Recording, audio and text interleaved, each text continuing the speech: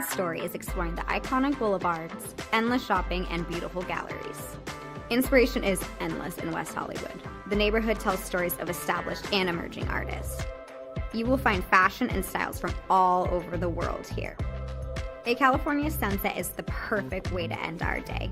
We will take VIP tickets to this show every night. Our vacation is just getting started. This is our West Hollywood story. Come and find yours.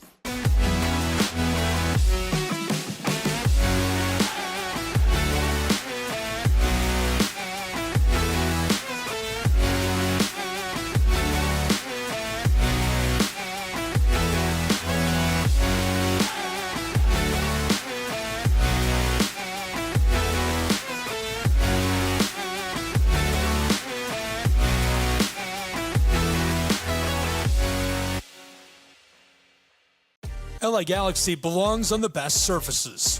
Whether you're the best player or the best fan, every goal, every tackle, every last-second battle, it all requires precision, performance, and passion.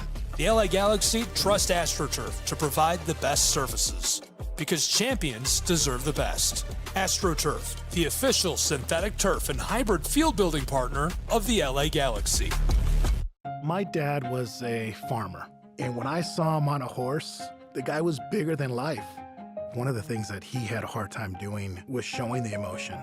Maybe it was because the way he was raised, or believing that men provide and they don't struggle. But we all struggle. I want to show emotion to my kids. I want them to know when I'm happy, I want them to know when I'm sad, and I want them to see me working through things. The biggest reward I get from being a dad is watching my kids accomplish a goal, watching them light up. Nothing brings a bigger smile to my face. So I make my kids a priority. Whether it's hitting a baseball, a dance rehearsal, you name it, I'm there. They're gonna remember that they grew up loved. Be brave. Be there every day. And allow your kids to know that it's okay to struggle. That even dad doesn't know the answer sometimes, but we're gonna figure it out together. Firearms are the #1 cause of death among kids, but we know that healthcare workers can make a huge difference. This is why prevention is absolutely critical. It starts with listening to the community, leaning in on those conversations to better inform what is the approach that you want to take. You are the champions for change. You can be the catalyst for integrating firearm injury prevention strategies into your practice and really benefiting your community. Let's agree to agree that we all have a role to play in ending this crisis. In Major League Baseball, you could dream with no limits. You could become your hero, steal the show, or even start a new club. You can meet the moment and exceed the hype. You can write a new chapter of history and let your city dream again. This season, anything can happen. Everyone has a ritual, that small thing that keeps us focused. A habit we never skip to clear our minds and elevate our performance. But what do you do to keep your head in the game, to drown out the self-doubt and support your mental health? Because being your best isn't just about taking care of your body. It's about taking care of your mind and mental health. Discover the resources you need to keep your mind focused and your mental health a priority.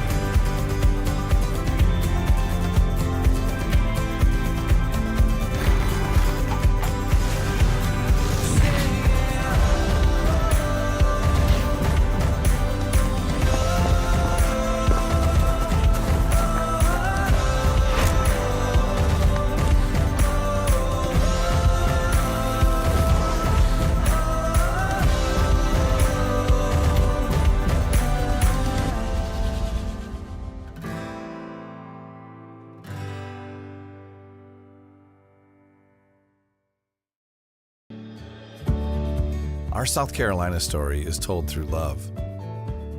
We always felt the need to take a moment for ourselves, and the ocean has always drawn us closer. Charleston was such a romantic destination, with its ancient oaks and beautiful walking paths through town. But we love hiking too, and Greenville gave us a perfect view. This is our South Carolina story. What's yours?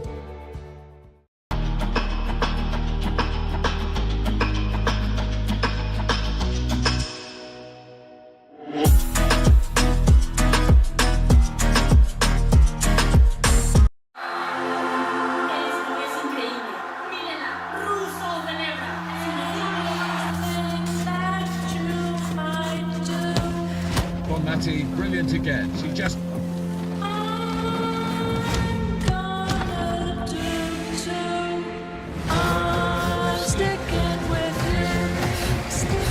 Preparation having done as the world's best players set their sights on the tournament. Anything that you might do, I'm gonna do too. Well, the atmosphere is building here in the stadium, particularly this coming out.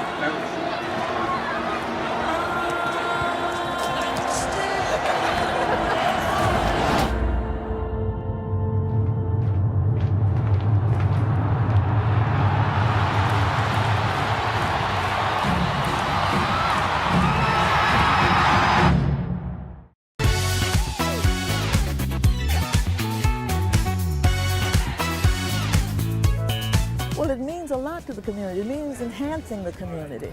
We are so pleased and so proud of the fact that the Braves are involved and participating in its upkeep and making sure that when we come here, we can be all very pleased and very happy about the way it's being kept and the offerings that it has to the community. Man, we're here at a beautiful Adams Park where they just revealed the Hank Aaron statue. Again, the greatest of all time, creating opportunities. Henry Aaron, Billy Aaron, they're doing it once again with partnership with the Atlanta Braves. Unbelievable moment in this park of Adams Park.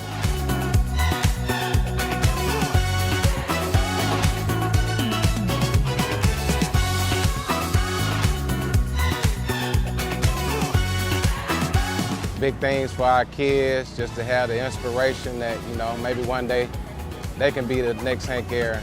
So I'm really proud of what the city has done for the community.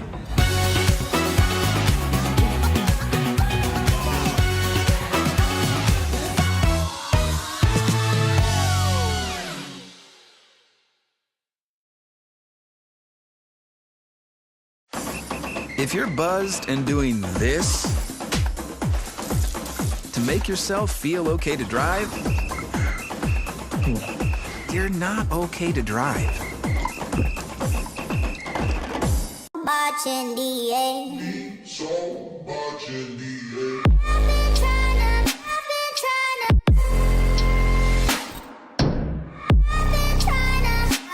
I'm scared.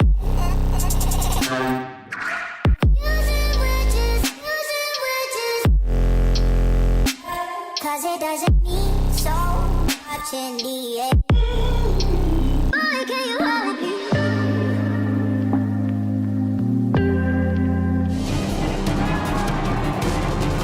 Speed of the 20, he's gone. Touchdown. This is it. They have to score here. They're getting underway for it.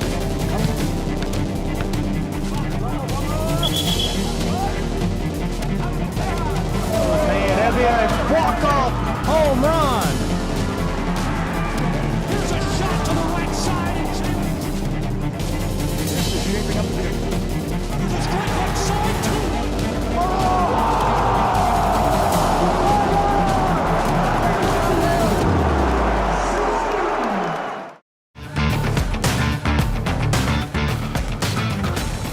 Shadows creeping over the outfield fence here in Kingsport, Tennessee. The final game of Day 3 of the Appalachian Athletic Conference Baseball Tournament here from Hunter Wright Stadium. And it's the winner's bracket to conclude the day, and two teams that have shown their offensive abilities in the showcase performance so far here in Kingsport. The Montreat Cavaliers, the 8 seed, and the 3-seeded Tennessee Wesleyan Bulldogs. Good evening, everybody. I'm Mark Shelley alongside Lorenzo Robinson. And these two teams, they have shown they can score runs and do so in explosive innings. No surprise, we see these two teams at 33-19 and 37-14, respectively. Absolutely, and we knew what to expect from Tennessee Wesleyan coming into this tournament, right? This is a team that's a top 25 group, a team that has established themselves as the dominant force in the AAC. But a little bit more surprisingly, Montreat, they might be the hottest team here in Kingsport, Tennessee. They absolutely destroyed U-Pike and did the same to Johnson that next day. Blanking U-Pike 10-0 through 8 innings in the opening round matchup. And what was their reward? Well, they get the 2 seed in Johnson, and they dismantled the Royals 11-3, an 8-run ball game, and has put themselves where Johnson was expected to be here in the winner's bracket. Johnson's still alive. They just won the game previous to ours, but now it is Montreat's chance to try to take down the defending champions and 16th ranked Tennessee Wesleyan Bulldogs. First pitch gets us underway as it's a first pitch ball. And the second pitch comes in, and that's a leveling strike to Justin Austin, the right fielder from Justin Jackson, who's on the hill for Tennessee Wesleyan. It's Austin, Cameron Nagel, Matthew Brunner, Zachary Long, Daniel Restrepo, Dawson Bryant, Gustavo Gonzalez, Hunter Furchess, and Caden Ethier, as the count goes 2-1 from Jackson to Austin. And Justin Jackson representing that 1-2 punch. I mean, pick your poison when you talk about an ace for Tennessee Wesleyan.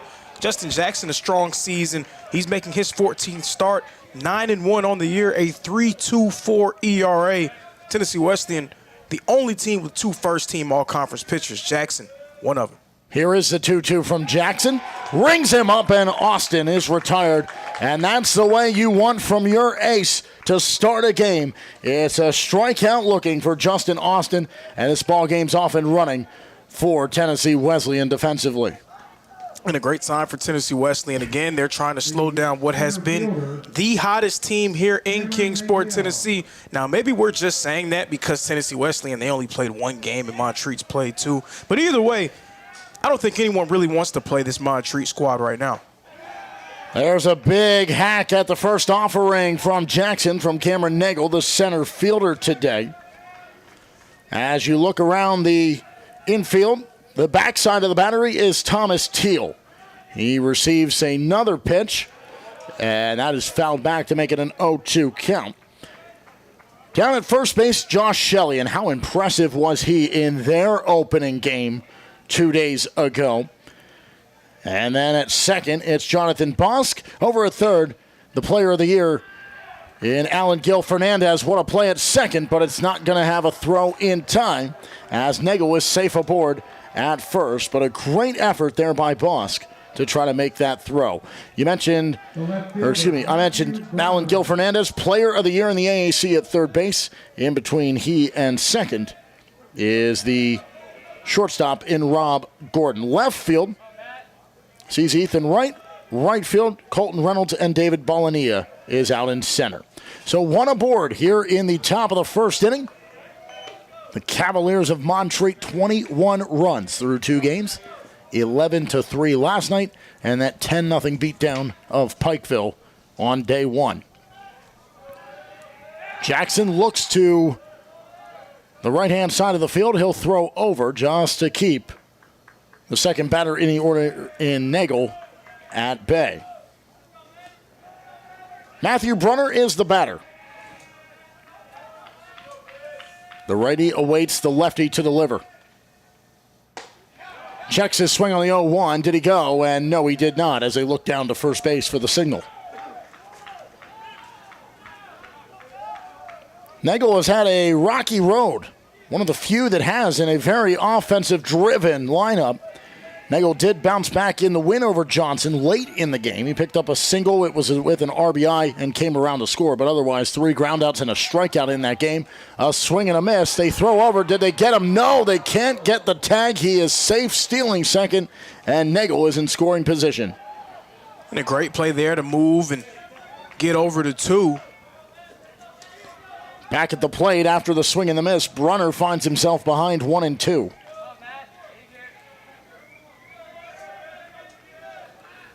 Brunner, over the course of his career, more known for showing off the leather. This year, the only player from outside that top 3 in the conference to be named a Gold Glove recipient. That'll miss low, and it's 2-2 rather.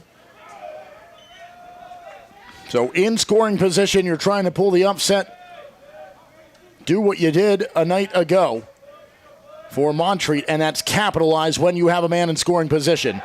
But it's a swing and a miss, and a second strikeout of the inning. This time, it's a forward K in the scorebook. As retired is Brunner, and that brings up Zachary Long, and what a night Zachary Long had yesterday. Started with a in-the-park home run. It was a wacky scene of events, a collision at the wall, left the ball dead. He came around to score, then followed it up the next inning with a solo jack out to right field. Reached on base with an RBI single later in the game, then had a strikeout and a ground out as well, but he showcased his power. One of 5 home runs combined for Montreat in that win over Johnson, and that was a flat-footed performance by the Royals. They bounce back in a big way and dominate Pikeville to eliminate the Bears from the tournament. Long faces an 0-2 count here against Jackson. 4th batter of the inning, he has a man on second, and that's Nagel, who stole his way there after reaching on the single.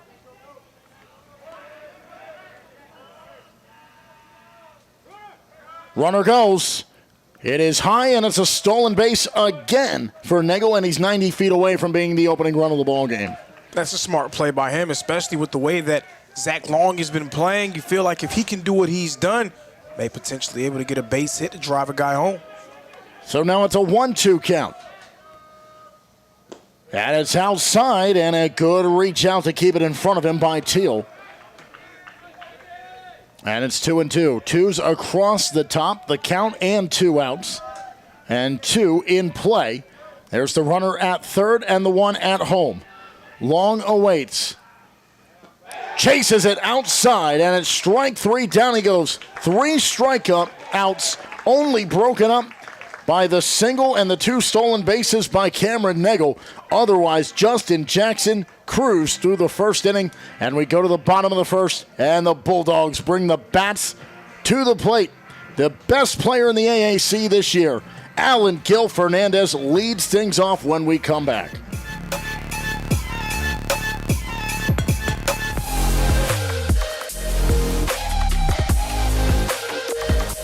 The Southeast Sports Network is now on Amazon Fire TV. Now you can download the SESN app and watch on any Amazon-enabled device, such as your Fire Stick. The easiest way to download the app is to go to our website, find the Watch SESN tab, and click Fire TV app. Then just select your device from the list. That's it. Free and easy. Enjoy watching the Southeast Sports Network on your Fire TV, Fire Stick, or Fire Tablet with just a few clicks.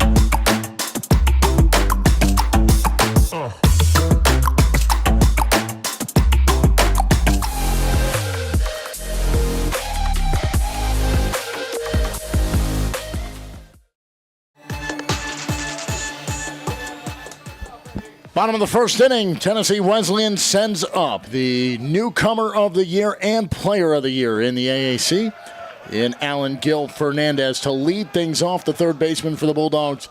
We'll see a first pitch strike from Hayden Brooks, a 6'3" right-handed pitcher and freshman from Bluffton, South Carolina. That's a chopper into the gap up the middle, and no doubt about it, Fernandez is on board. Not an ideal beginning to the outing for Hayden Brooks. This is 8th start of the season. He has a 4.09 ERA and a 4-2 record.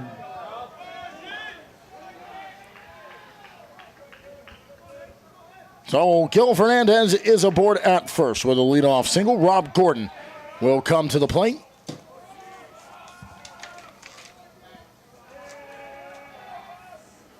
Gordon in their only game so far, what a day he had.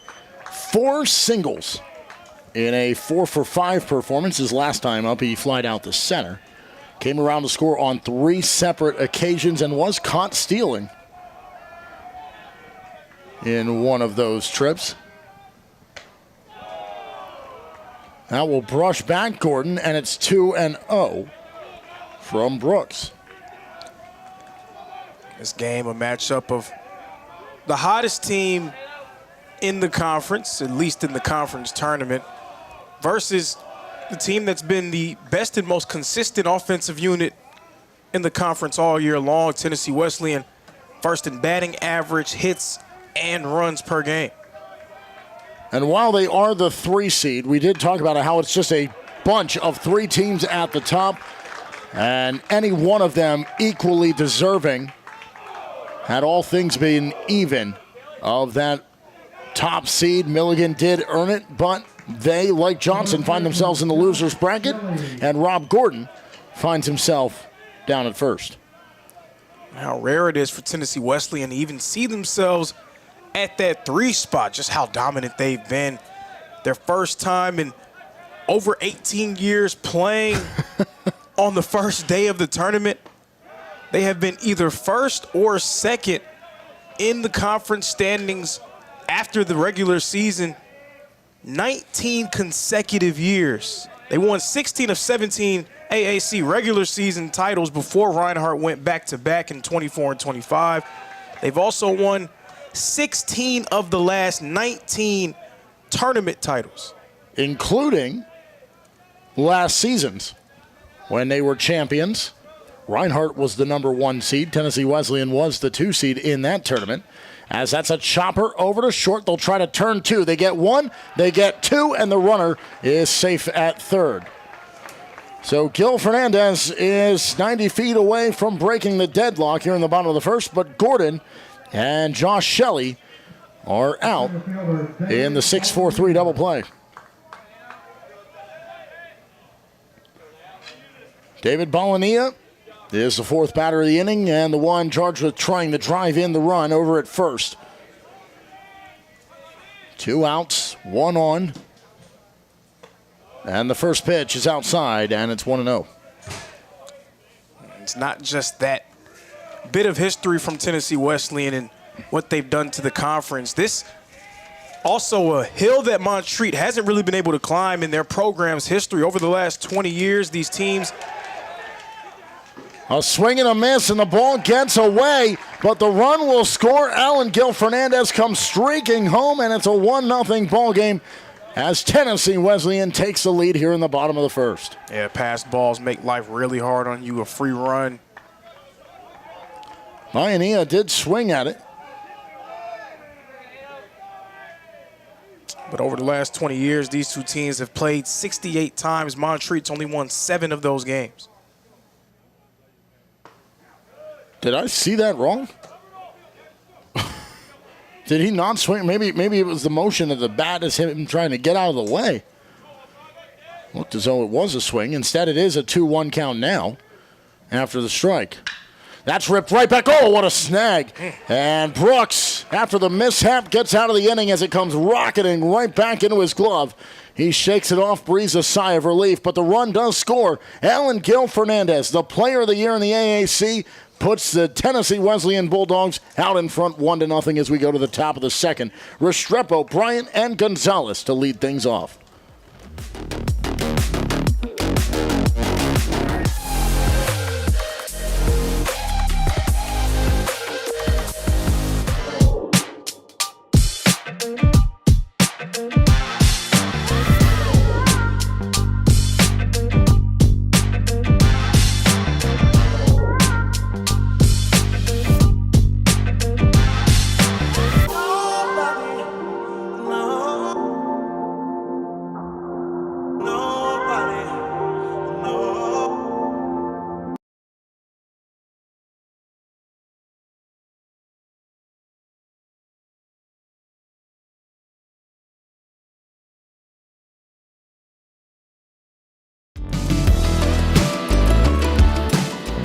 Want to watch your favorite Southeast teams in action? We've got you covered. Stream live games and highlights on YouTube, Twitch, Amazon Fire TV, Stream TV, and more.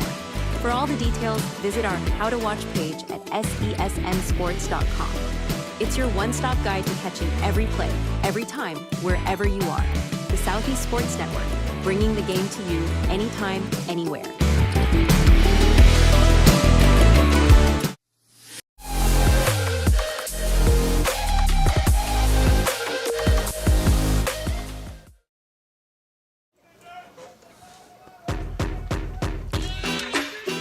Daniel Restrepo comes to the batter's box. He'll lead things off here in the top of the second. And the runner on third comes through on the pass ball. Alan Gil Fernandez scores the first run of the ball game. And for the first time in quite some time, this Montreat Cavaliers side has to play from behind. And that's something they have not done in this tournament as of yet. And it comes here in just the second inning of day number 3 and game 3 for the side that has put up 21 runs through 2 games. But Justin Jackson, despite giving up the 1-out single to Nagel in that first, picks up 3 strikeouts in the opening frame, as now Restrepo has a 2-1 count and he's down at first base. And he'll rip that over to short, and a snag as he falls to an eve by Rob Gordon. And it's a line out over to short. That puts out number 1 on the board.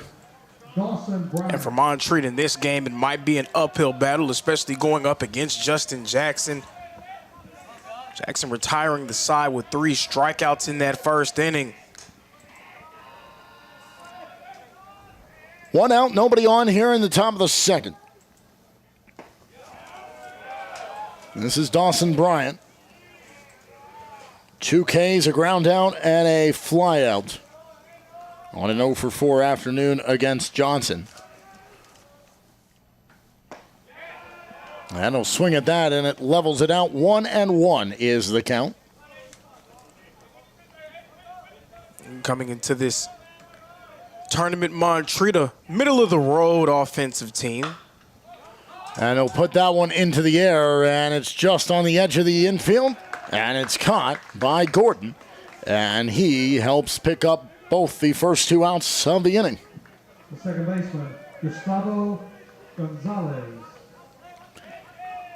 A guy that had a major impact last night, coming around to score twice, one of which was on a home run to lead off the 8th inning against the Royals. Gustavo Gonzalez, the second baseman, comes to the plate, and he will chop this one over to short. Are all 3 outs going to come from the 6th position? They will, as it's gunned over. Busy inning of work for Rob Gordon. He's up to the task. 1, 2, 3 in the second inning go the Cavaliers, and the team leading, the 16th-ranked Tennessee Wesleyan Bulldogs, come back to the plate. Reynolds, Espinoza, and Wright when we come back.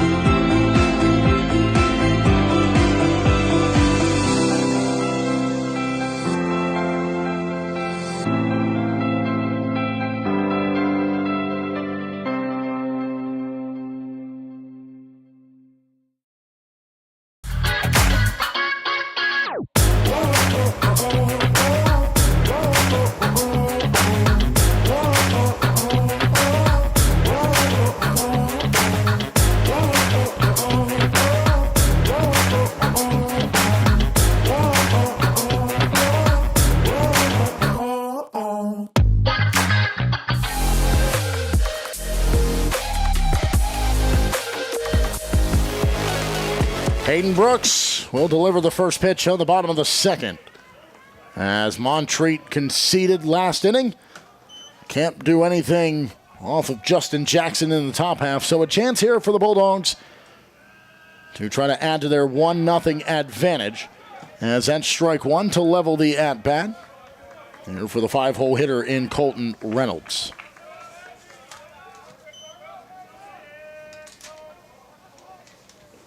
Got to go way back in our score sheet because we had all these games that we've done since we last saw Tennessee Wesleyan.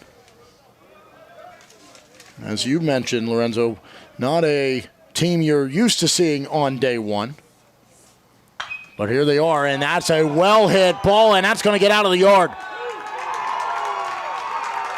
A solo jack to double up the lead, and Colton Reynolds makes it a 2-0 ball game here in the bottom of the second.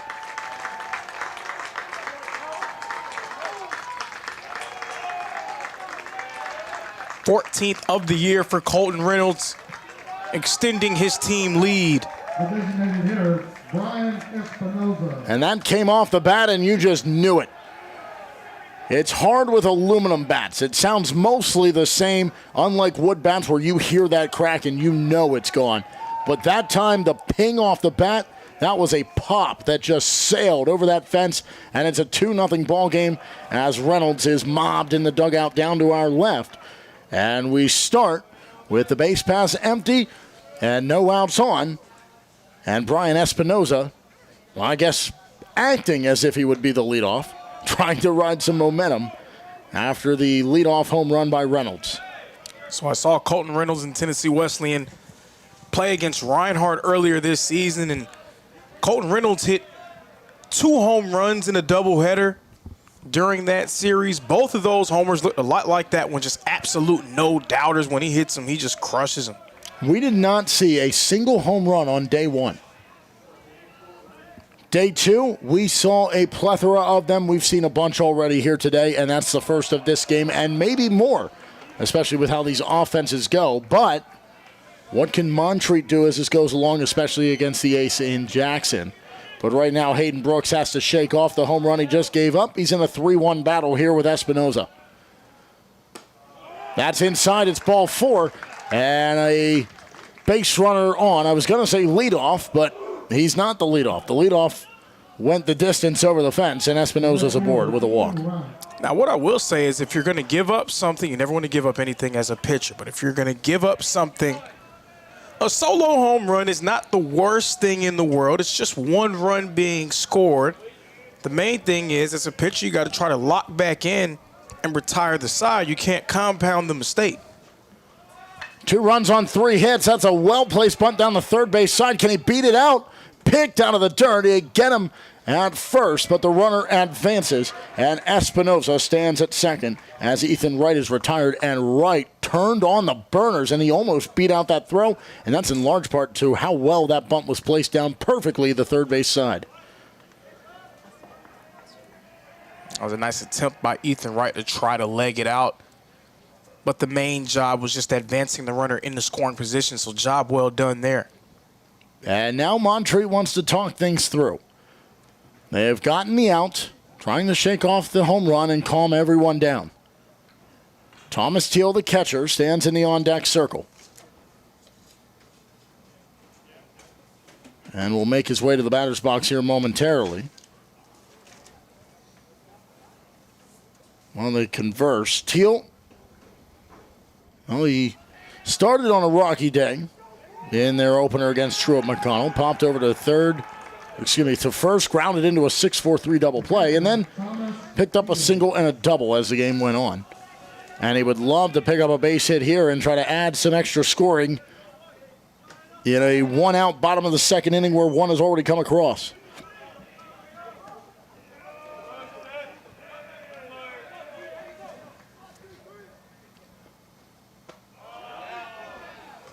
First pitch, that's in there for strike one, and that's what you want for Hayden Brooks.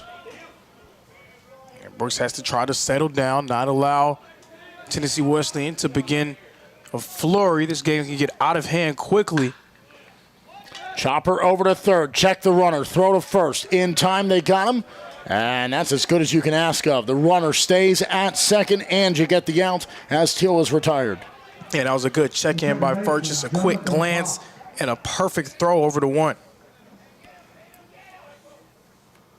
So the bottom of the order in Jonathan Bosk. It's always a race to see who gets there first. That usually tells you how the game's going for one side or the other. And it is Tennessee Wesleyan to bring up their 9-hole hitter first. Jonathan Bosk, the second baseman, shows bunt, and it's in there for a strike.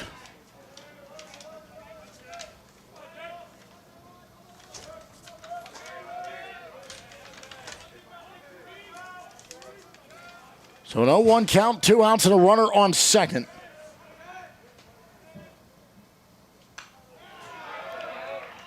Bosk had a single and reached on an error, otherwise 2 other outs. As now he falls behind, 0-2. Brooks trying to get out of the inning where he surrendered the home run and has a base runner on second. He checks back to him. It's Espinoza. At the plate is Bosk. Got him swinging. And it's strike 3, and that's the way to respond. Get out of the inning. Nothing more comes about after the solo home run from Colton Reynolds. And the Bulldogs lead 2-0 as we go to the top of the third. 8, 9, and 1 coming to the plate for the Cavaliers when we come back.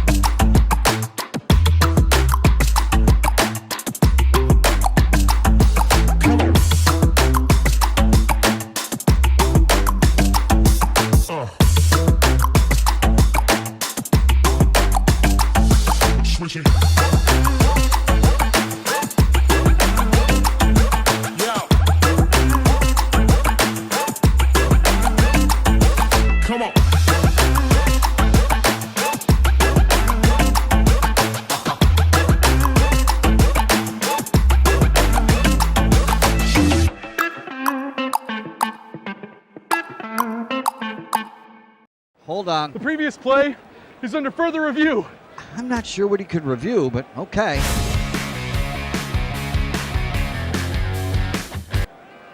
Sure has been a while. Dine in at Buffalo's Cafe for the football season.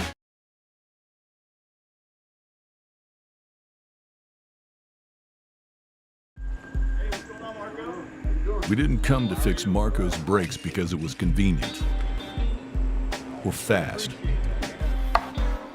We did it because Marco has bigger fish to fry.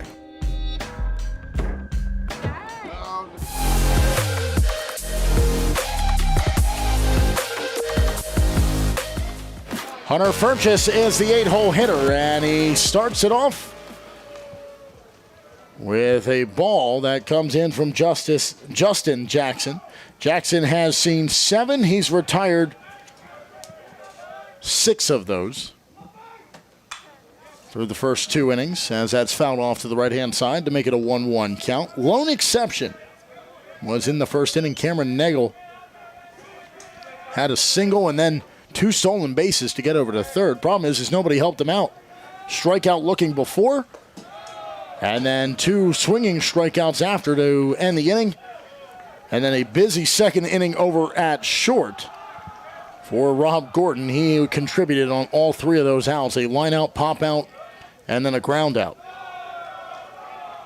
3-1 count. As out in front is Furchess. Jackson trying not to lose him here. His team has scored a run in each of the first 2 innings. And Furchess takes ball 4. He'll head down to first. And a rare misstep by the ace for the Bulldogs. Now, it's still so early in the game that it's too early to make any real prognostications, but not a good sign for Montreat. First 2 games, they had 3 runs entering the third. Slow start to their offense so far today.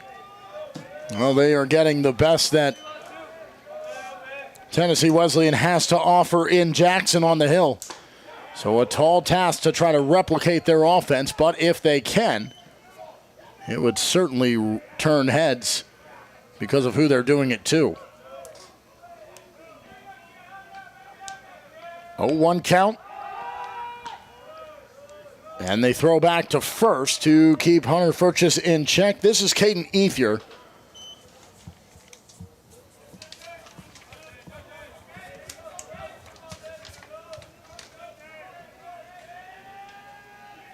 He's only seen one pitch at the plate. And again, they throw back. To your point, you may be asking a lot for a direct replication of what they've done, but if they're going to try to beat Tennessee Wesleyan, they need to make plays at the plate to keep pace. Singled and scored, wore a pitch, moved a runner, and then a ground out in the last night's win over Johnson. And it's an 0-2 count here for Ethier. 9-hole hitter, top of the order coming around after him. It's Justin Austin in the on-deck circle. They are very concerned with Furchess over there at first. Instead, they'll come home and swung on and missed. And that's yet another strikeout here in the early goings of this game. Jackson has his third by way of a swinging strike. Yeah, and it's definitely going to be difficult, especially when it seems like Justin Jackson is in peak form right now.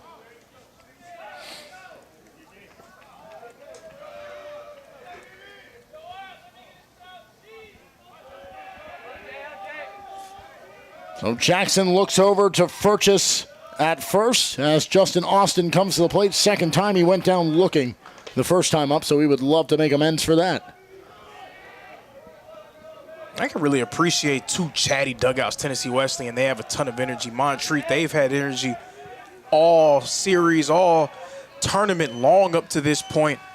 U-Pike and Johnson, they were both pretty quiet. I mean, U-Pike I can understand because things weren't going their way. Johnson, I mean, just not a ton of energy. It was a really workman-like game, I would say. Well, they played from behind for a couple of innings, and even when they got the lead, it was still a very controlled and business-like attitude of, we're here, we need to win and get the job done and stay alive, and that's all it was. No time to celebrate, just get the job done.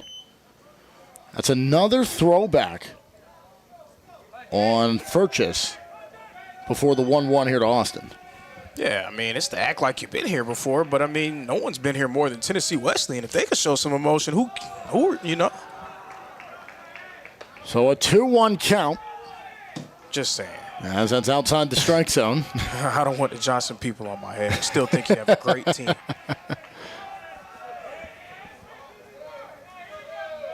Jackson looks to first, now comes home. And it's 2-2. Good looking pitch. Trying to avoid going down by way of the strikeout again is Austin. Top of the third, 2 scoreless innings so far for Montreat, but they got a man on first and 1 out. Back is Furchess in less than of a slide and more of a bear crawl back to the bag. He didn't have the largest of leads either. And he's still inside that inner cut on the turf. That's a chopper back to Jackson. He turns to second, makes the throw. Can they double it up? It bounces away. It bounces all the way to the wall, and trying to get the speed in his footing is Austin, and he might have gotten there had he not lost his footing and slipped as he realized that ball had gotten over to the side wall beyond first. I think the trip might have saved him from himself there. I think he would have been gunned down trying to make his way to second. Either way, he's on first, and Furchess is out going to second. And so that brings up Nagel, and Nagel's the only one outside of now Austin who has had success, and he represents the only true hit of the ballgame.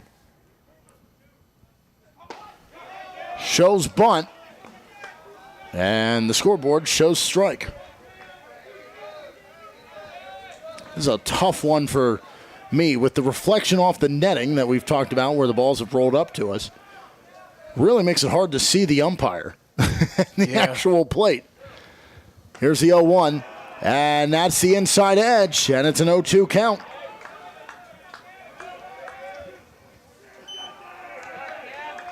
Jackson trying to make it 4 batters and strand one over at first. 2 outs, runner on. At the plate is Nagel. Swing and a miss. And a 5th strikeout on the day. Another one for Justin Jackson, and he is cruising. Even if you find a way to get on base, he shuts you down at the plate. 2 in the inning, 5 overall in the day. And another scoreless half frame for Montreat. They've been held silent in this game, but not all tournament long. So rare waters for them as Tennessee Wesleyan comes to the plate.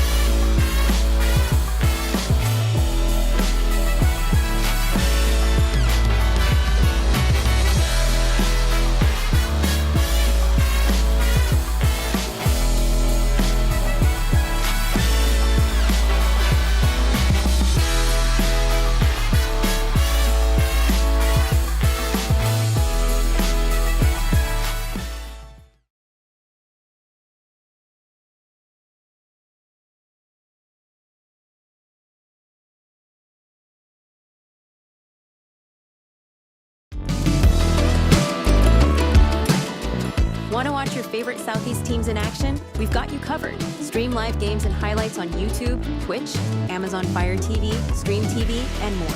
For all the details, visit our How to Watch page at sesnsports.com. It's your one-stop guide to catching every play, every time, wherever you are.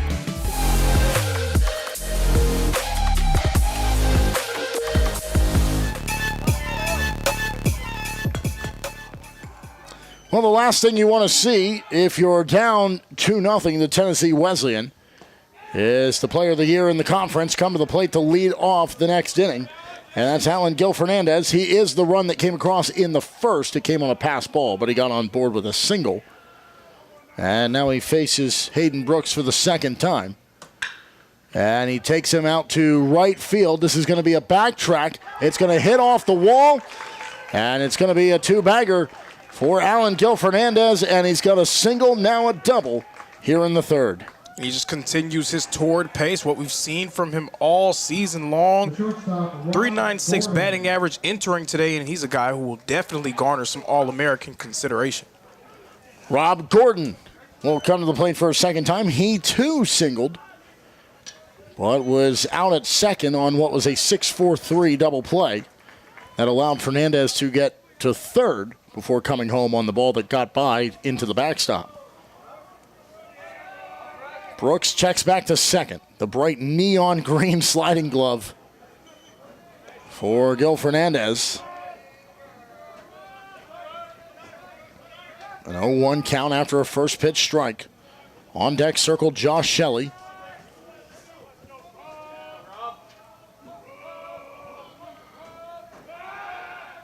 They throw it back, and I mentioned it yesterday, or I guess 2 days ago now. I keep wanting to say yesterday, but they did not play yesterday. Mentioned it. No relation, not even spelled the same way for Shelley. He's L-L-Y. Mine's L-L-E-Y. Bunt laid down by Gordon, and he's got the pace to try to beat this thing out, and he does. And that is a picture-perfect bunt by Rob Gordon. He moves the runner and puts himself on first. It's perfect the bunt that you can lay down as there's ever been. Runners at the corners. Tennessee Wesleyan firing on all cylinders. And we wondered if Montreat could keep this up or if they were just riding the high through and catching teams at low points. Right now, their offense sputtering, trying to find a rhythm against Justin Jackson. But this offense for Tennessee Wesleyan, no signs of slowing down. They're in business here. Runners on the corners and no outs. Shelley will take a first pitch strike and start the at-bat 0-1. If you need an idea of what Josh Shelley has been over the course of his career, he has a baseball reference page, folks. And he'll lift that out to right center field, stays in the yard, but Gil Fernandez is going to tag. He's going to cruise in for another run, and in each of the first 3 innings, at least one run has come across. It's a 3-0 ball game, and Gil Fernandez has scored 2 of those runs. And that's how you maintain your standing as the most efficient and effective offensive unit in the AAC. It's not just those innings where you can pop off for 3, 4, 5 spots, but you score a run here, a run there, buying your time until the avalanche eventually comes. Just a small snowball continuing to roll downhill. Gordon's going to go. No throw comes as mishandling it as he tried to make the transition was Bryant. And Gordon is safe at second. 1 out, a run is scored. And Gordon knocking on the door again. Yeah, an underrated aspect about their offense, their ability to steal bases, very aggressive in that regard. Up to 160 stolen bases as a team on the year. Number 1 in the conference. And only caught stealing 26 times. So when they go, they reach. 2-0 count here for David Ballania. Let's try that again. David Ballania. 3-0 count now. Brooks giving way to consistent scoring for Tennessee Wesleyan. And that's in there for the much-needed strike, 3-1. Colton Reynolds waiting in the on-deck circle, and he's already gotten the better of Brooks. Took him for the home run in the second. And that's ball 4, and now if he hangs one out there and Reynolds can replicate, this ball game gets blown wide open. Yeah, but this is a time for Hayden Brooks to really settle himself down. It feels like Tennessee Wesleyan is taking control, but it's only a 3-run lead. They will come out to talk to him. There is motion in the bullpen. Now keep in mind that the bullpen catcher is not down in the stance, so one would think that this is not going to be a call. He's kind of doing that like half squat as it comes in, right, loosening up until he gets down in that stance behind the plate. That's when you know those true warm-up pitches are coming and your guy's starting to get ready. And usually when there would be a pitching change, the entire infield would join. Seeing those guys, the shortstop, second base, and first base still out there, yeah, that was probably just a, come on, lock in, understand where we are. It was Furchess and Bryant who came along for the conversation, just trying to calm down Hayden Brooks, the freshman out of Bluffton, South Carolina. We'll dig in onto the rubber again. 1 out, 2 on, 1 run is scored. And he's facing. Oh, what a play. There's the tag, the throw to first. He gets down in time, and they get out of the inning. What a heads-up play. Furchess grabs it, tags it, throws it, and a great up and down from Restrepo to double up and prevent any further damage and empty the base paths and bring us back to the top half of the inning, but this time it has a 4 over top to the 4th, and Montreat back to the plate.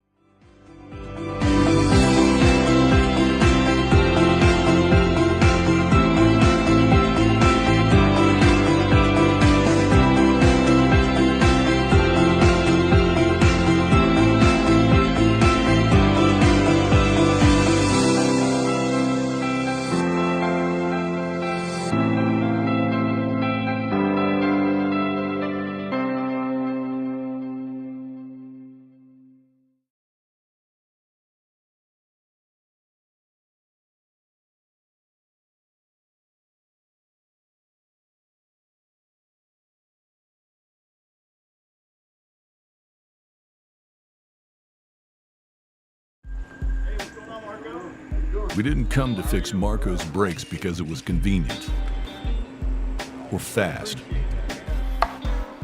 We did it because Marco has bigger fish to fry and a lot of hungry people to feed. Kraus Family Ford. Passion drives purpose.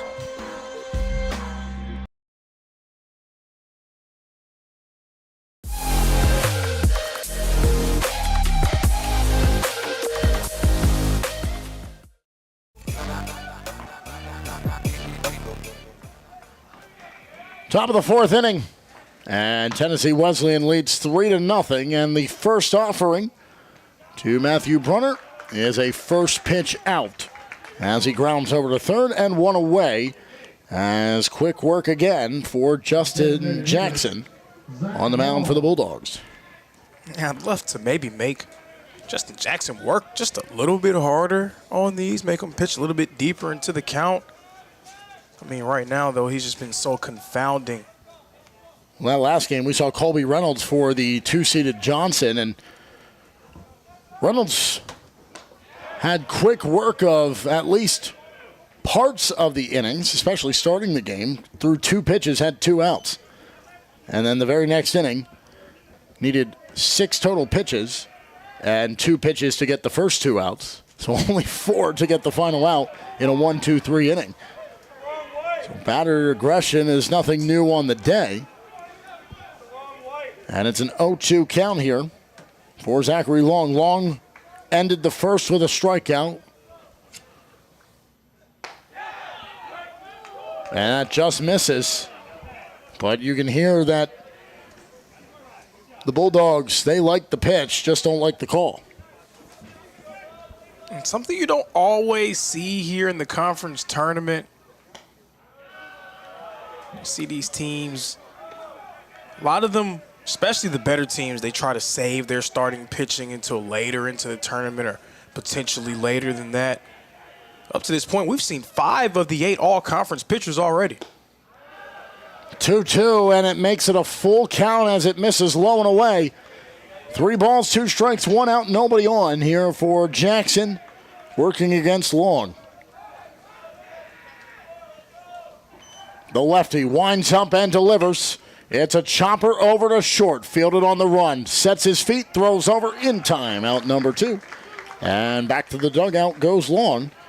As another great defensive play that looks easily routine despite the quick turn of the hips by the shortstop in Gordon. Yeah, and as much credit goes to Tennessee Wesleyan's pitching staff, and rightfully so. I mean, it's a complete defensive unit, everybody working on a string. That infield, one of the best in the entire country defensively. Daniel Restrepo, he will take strike 1. Jackson again. Got him to go around. It's 0-2. More to that point, first, second, and third base, all Gold Glove recipients. And Rob Gordon, he's made his case here tonight as well.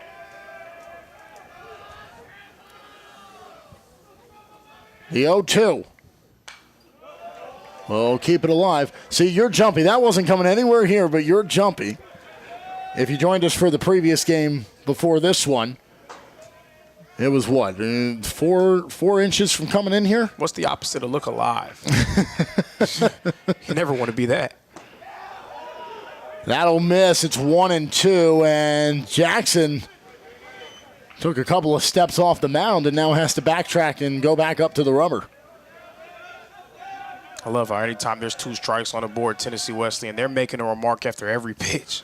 1-2, swung on, and down he goes. A 6th strikeout on the night for Jackson, and he is just rolling through this game and tearing apart the Cavaliers and bringing his offense back to the plate as they've scored in each of the first 3 innings. Can they do it again in the 4th? It's a 3-0 ball game, and the Bulldogs lead it.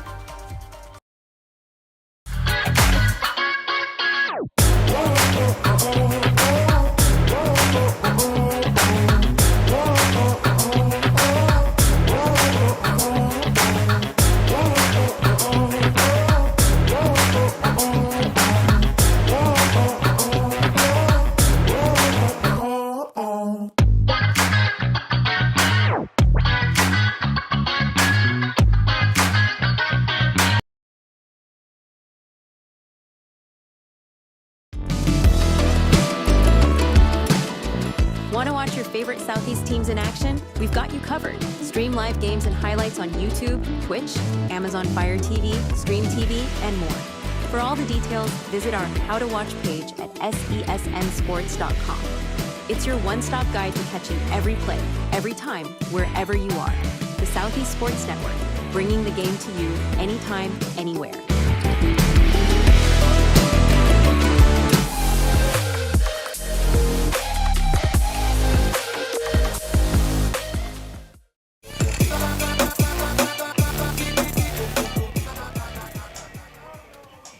Three 3-0 ball game, bottom of the fourth. As Hayden Brooks returns to the mound, he's given up a run in each of the first three. And two of those belong to Alan Gil Fernandez. And the other one, a solo shot by Colton Reynolds, who he got to ground into a double play to end the last inning. So this is Brian Espinoza here in the fourth. He did catch the benefit of a double play. That is true.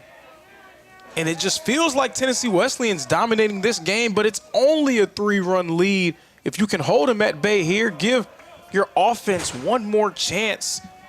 Keep just holding the line for them. Allow them to get themselves into the game. Who knows what can happen? A 1-2 count as Brooks comes home. And he rings him up on strike three, and that's a confidence booster for Hayden Brooks. It's his second strikeout of the night and his first as the batter goes down looking. Yeah, there you go. Hayden Brooks is still in this game. His team is still in this game. We've seen Montreat put up 3 runs in a hurry. They are right in it. You cannot allow yourself to get out of it mentally. You cannot allow Tennessee Wesleyan to break it open. 10 on Tuesday, 11 last night. Only need 3 to tie this ball game, but still working here defensively. As that's strike one, and a good start to this at-bat for Brooks against Ethan Wright.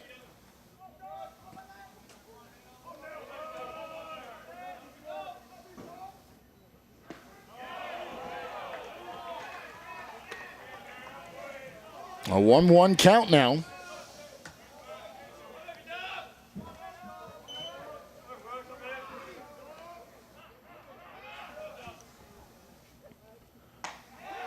And it's 1-2. Good looking pitch.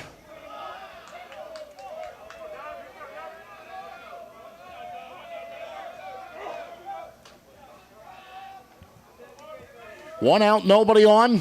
Brooks working against Wright. And Joss missing, and he thought maybe he would have yet another.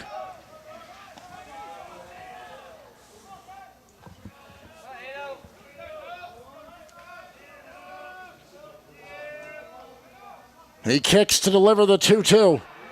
Inside, can't get the frame job to work for Bryant behind home plate. Great discipline, AB, from Ethan Wright. He's worked himself into a full count. Now putting pressure on Brooks. Swing and a miss, and he got him, and it's back-to-back strikeouts for Brooks, and he's starting to settle in.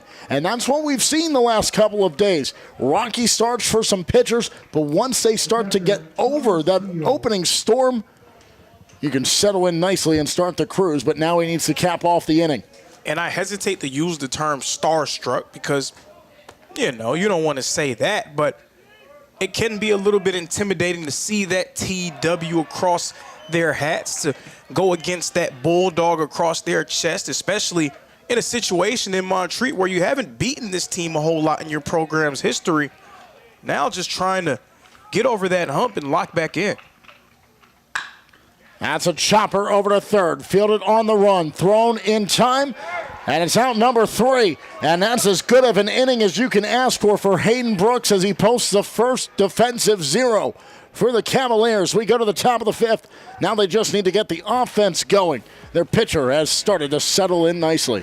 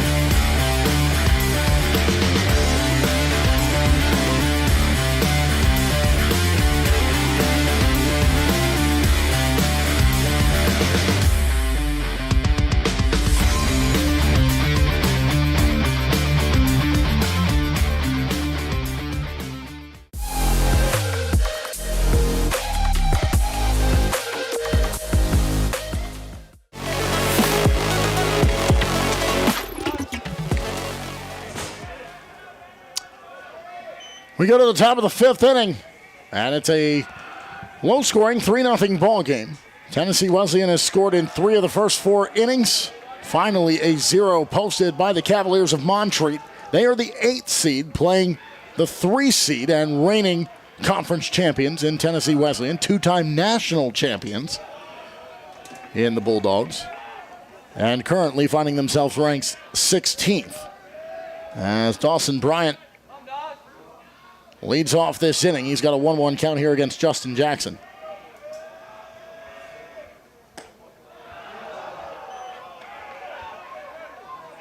I have to say, degree of difficulty understanding the lineup that he's facing. Hayden Brooks is doing everything he can do to give your offense a chance.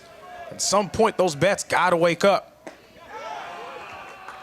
Bryant misses, and it's 2-2 for the leadoff man. At this point, just get a man on base, see if you can move him over. Do anything you can to comb a run. That's outside, 3-2. Count goes full.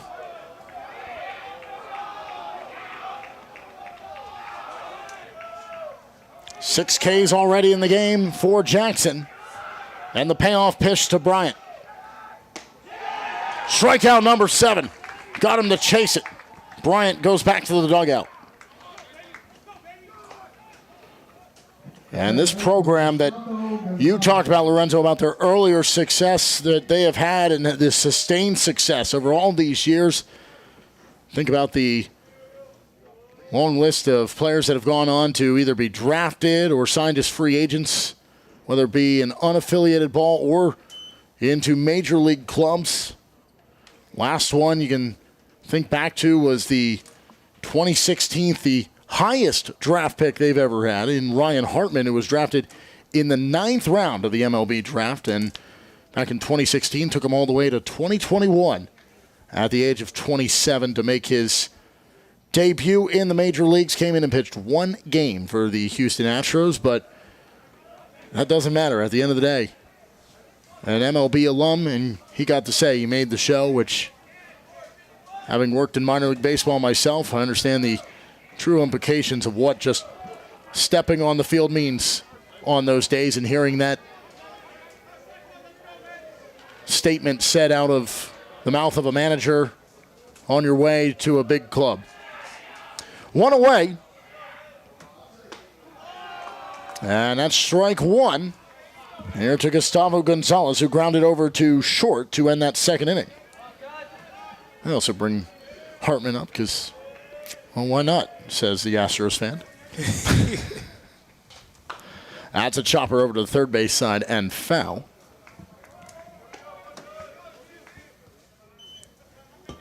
Again, it's just been great to see the pitchers who've been dominant all year do what they've done, and that's dominate. They've really mowed down a lot of these lineups. Justin Jackson just the next man up. Again, Gonzalez will put it to the third base side. Lights are on, but we still have skylight and still see blue sky for now.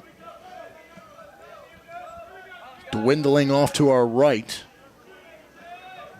Flag a soft flapped out there in right center field. 1-2 count at the plate.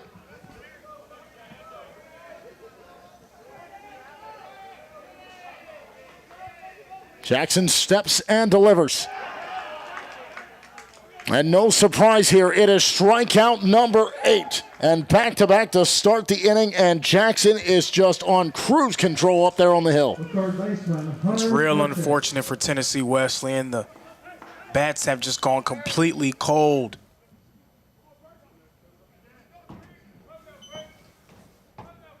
Montreat just can't muster up anything as of yet. Think back to the single in the first. That's their only hit. That belongs to Cameron Nagel. And you said, okay, an opening strikeout, maybe they can get something going. And then after he got on base, 2 strikeouts just to the next batters.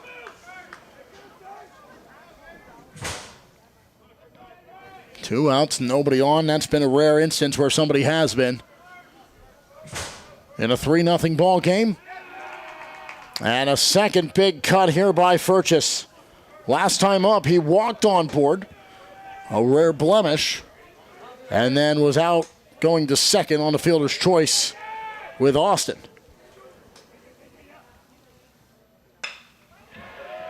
And just the second base hit of the ball game as Furchess is safe at first. He takes it out to center field. And with 2 outs, Montreat goes back into their bag of tricks from game number 1, where they were 9 of 16 with 2 outs. Yeah, very comfortable in this situation. They might prefer to be in this situation. If they're able to make something happen with 2 outs against the Bulldogs, we might just have to say that their backs are just slightly off the wall a little bit, not against the wall. I mean, it was an incredible performance. They would go up, get 2 quick outs, and then all of a sudden the offense would pop off the page in that win. That's all only 8 innings needed, 10-0 the final score in game 1 on Tuesday over Pikeville. 1-0 count here to Ethier. I know nothing grinds the gears of a pitcher more than to get 2 quick outs and then just not finding a way to get that third. So a 2-0 count here as Jackson looks over to first, now comes home.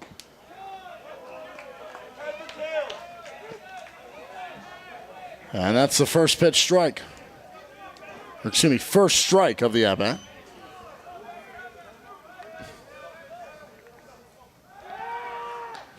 And Jackson just wants to check over on Furchess over at first. Last time he was on there, Jackson went over that way quite a few times to keep the third baseman in check. 2-1 goes around empty-handed, and it's 2-2.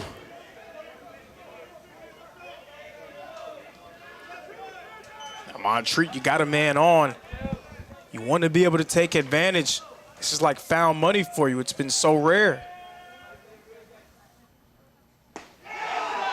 Strikeout number 10. Jackson just settling in and just sitting down. These Cavaliers. We go to the bottom half of the inning when we come back here to Hunter Wright Stadium.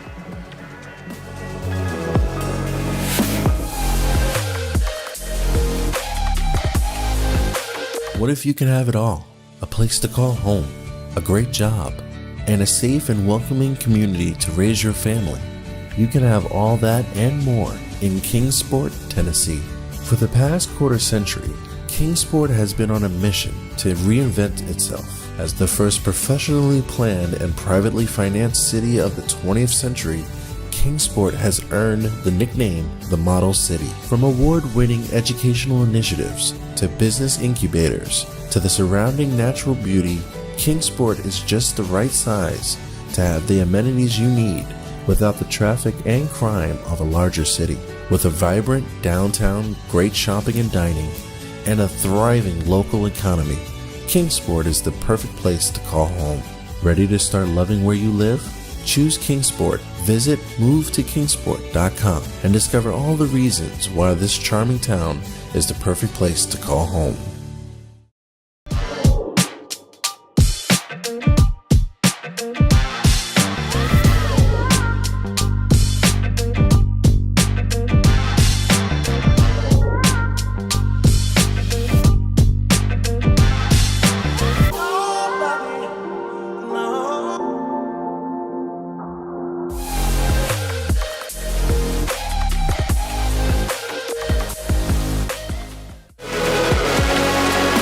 Bosk was one of the 3 strikeouts on the night for Hayden Brooks. It ended the second inning after the home run was the lone run scored in that frame. 1 in each of the first 3 innings, none in the fourth for the Bulldogs, trying to get back to that rhythm here in the bottom of the 5th, but very quickly, Bosk, the second baseman for the Bulldogs, finds himself behind here 0-2. Bosk, a guy who's known for his defense, but the lowest batting average of their starting lineup.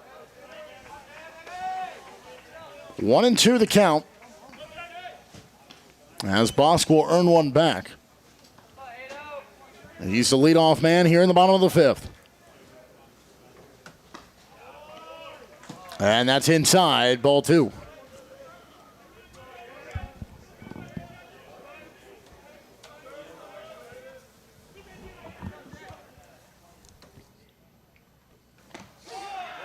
Got him, rung him up. Strikeout number 4. Thanks for stopping by. Let us know if you want to buy anything. Otherwise, keep on moving, he says to Bosk, who sits him down without a swing. So, here in the bottom of the 5th inning, despite the 3 runs going, it is Brooks who's battling back, trying to make sure nothing else goes up on the board and that his offense can finally find a rhythm in this game. Best he can do is just keep posting zeros. Yeah, and I got to tell you, I mean, we're talking about a lineup that I've seen make fools of great pitchers. Hayden Brooks doing everything he could do to keep his team in it. Tennessee Wesleyan started fast, but to your point, he's battling back, trying to keep his team hanging around. That one got away from him, nearly caught Gil Fernandez, and he'll slice this one foul. So 1-1.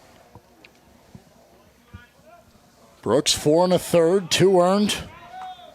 4 strikeouts, has given up 2 walks. And Gil Fernandez has scored 2 of those 3 runs.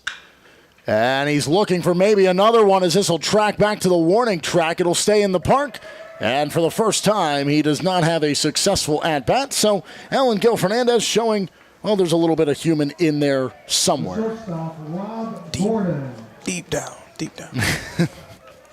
Well, he nearly went deep on that one. It got back to the brown turf at the warning track, but he's wiped off the board other than the 2 that remains in the out column. So Rob Gordon, he's also gotten the better of Brooks. He's got 2 singles. Was stranded at first, was out in the double play back in the first. And in the double play in the third. That's going to get down for yet another base hit. He starts to round for second. He'll backtrack and settle up with a 2-out base hit and a runner on here in the bottom of the 5th, trying to make it a 4th in 5 innings with a run. But they have their work cut out for them, do the Bulldogs, in this 3-0 ball game with 2 outs. And it's not quite Montreat with 2 outs on the board. Tennessee Wesleyan still looking for their first 2-out RBI of the game, but maybe doing their best impression here in the bottom of the 5th. Well, sometimes you don't need it. They get the run from the leadoff man, and then that one is going to be a tagger on Shelley. Oh.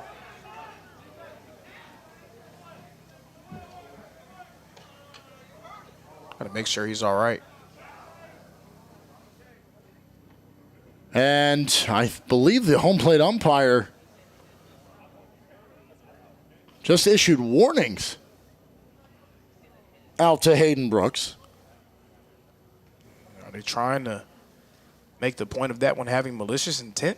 And maybe there's something going on that we can't see from up here, but from our vantage point and what we've been watching, there's been nothing to, at least from our perspective, warrant those. But we can't hear everything happening on the field, so, I mean, if there was words exchanged that led to that, then... It just more seems, especially with how things have gone, he had the ball that sailed over the head of Gil Fernandez and now catches Shelley, and he's had some inside balls get away from him, so either way, it is a warning here for Brooks. And he responds by a first pitch strike on David Ballania. So Shelley is hit by a pitch and gets down to first, and that pushes Gordon to second. And it's 1-1. Well, you put the 2 on. Now a pressure situation with these 2 outs. Can you work out of it? You've done successfully in the last couple of innings. Can you post another 0 for Hayden Brooks? That time it misses, and it's 2-1. And this would be a 2-out rally situation for Tennessee Wesleyan, but exactly the situation Montreat cannot afford to happen. Already trailing by 3 runs, still in striking distance. You got to get this third out if you're Hayden Brooks. Balania inside, takes it down the third base side. That's going to ride the line all the way down. It's a fair ball, 1 run waved in. The second turns for home, and Shelley will score. And both Gordon and Shelley have come across the first multi-run inning here in this ballgame, and it is a 5-3 lead for Tennessee Wesleyan. The offense starting to pull away. Yeah, and I said no 2-out RBIs to this point for Tennessee Wesleyan. Balania telling me to hold that thought. There's 2 of them right there. We said maybe they can hear us sometimes when we're talking up here because what we say, and then immediately after it happens, i.e. the home run from earlier. But right there, yet another case. And everyone comes in, and it looks as though the signal will be given down the right field line, or at least that's the initial look. We will see if the arm gets raised. They keep all kind of looking down there. They'll talk things through. We'll see if Hayden Brooks continues here, but it's now a 5-0 ball game, as it was 3 straight innings of 1 run to start the ball game. None in the 4th. Well, they make up for it. They score 2 here in the 5th and say, well, if we had a 0, we'll just chalk that up to 1 inning. And it will be the night for Hayden Brooks. He'll come out of the game, and a new face enters to the mound. We'll have it and who it is and the next at-bat when we come back here to Hunter Wright Stadium in Kingsport, Tennessee.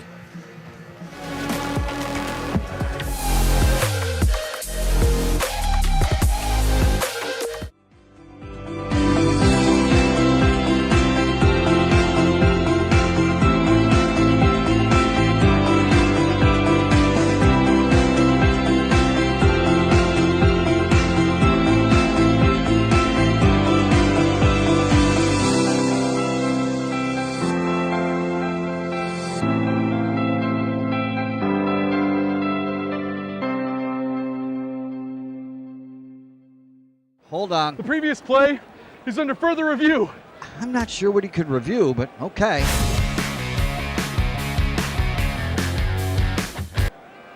Sure has been a while. Dine in at Buffalo's Cafe for the football season.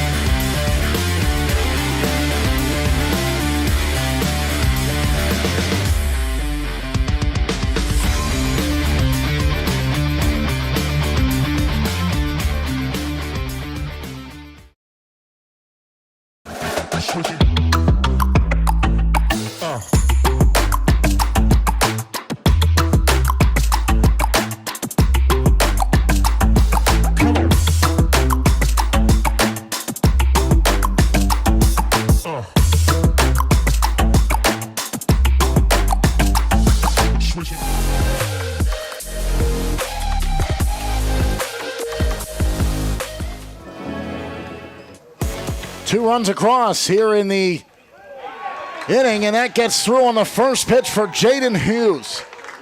Comes in, 1 pitch, and 1 run will score.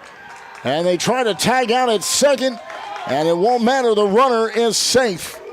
And just like that, Colton Reynolds drives in yet another run, and this is the inning where finally Tennessee Wesleyan finds some bulk scoring. And they've put up 3 to double their advantage coming into it. It's 6-0. For sure, Montreat trying to turn to an arm that they haven't had to turn to much this season. Hughes, he's only gone through 10 complete innings. He does have a 4.5 ERA, so he's talented, but you're putting him in a tough spot against a streaking lineup. They're starting to settle into a rhythm. At least the 2, 3, 4, 5, and now the 6th hitter in the order. Brian Espinoza is at the plate. He struck out looking last inning at the hands of Brooks. And he swings and misses at that. It's 1-1. Hughes, the senior, 6'1", 210 pounds, right-handed pitcher out of Greenwich, New York. Went to Hudson Valley Community College. Greenwich, New York, just north of Albany in upstate New York. Ooh, north of Albany. Used to spend some time up there with the Tri-City Valley Cats when they were members of the New York Penn League and the Astros affiliate. Joseph L. Bruno Stadium, nice little small park, kind of like this one. A little longer down the lines in terms of the stands. Great sellout crowds there at the Joe. 1-2 count. As Hughes, the second pitcher used by the Cavaliers, will deliver to Espinoza. And that's right up the middle. That's a base hit. They'll turn and send the run here. It's going to be a 7-0 ball game as Espinoza will hold up at first. And Colton Reynolds, he didn't even break stride. He didn't even give Coach a chance to send him. He knew he was going the whole time. The left fielder, Ethan Wright. So Ethan Wright comes to the plate with a man on and 2 outs, and you said about it, could someone find that 2-out rhythm? They haven't stopped once you said that. Ethan Wright, he's 0 for 1. Moved a runner around back in the second and then struck out swinging last time up. Yeah, I mean, who said the announcer's jinx is always negative, right, Tennessee Wesleyan? He's the 8th batter of the inning. 0-1 count to him as Hughes will take some time. They call time at the plate.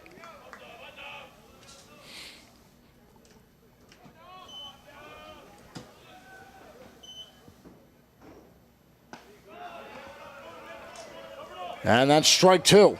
So Hughes out in front here of Wright, who's going to try to keep the inning alive, and it's a momentous inning. 3 through the first 3 innings, 4 here in this inning alone.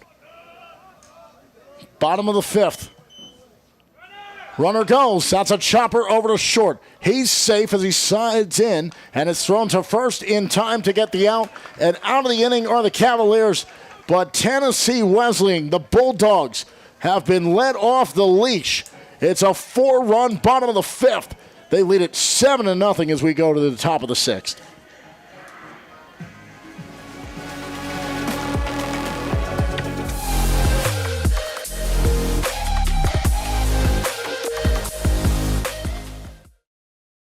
What?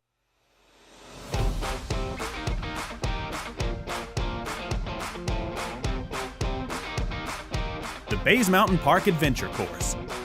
Gear up and climb the Hawk's Nest. Work together as a team to complete 4 high ropes challenges, all while suspended 40 feet in the air. Finish with a zip through the canopies on our 310-foot zip line. Our ground course features 9 exciting challenges and is perfect for large and small groups. The Bays Mountain Park Adventure Course. Thrilling fun for group events, parties, and field trips.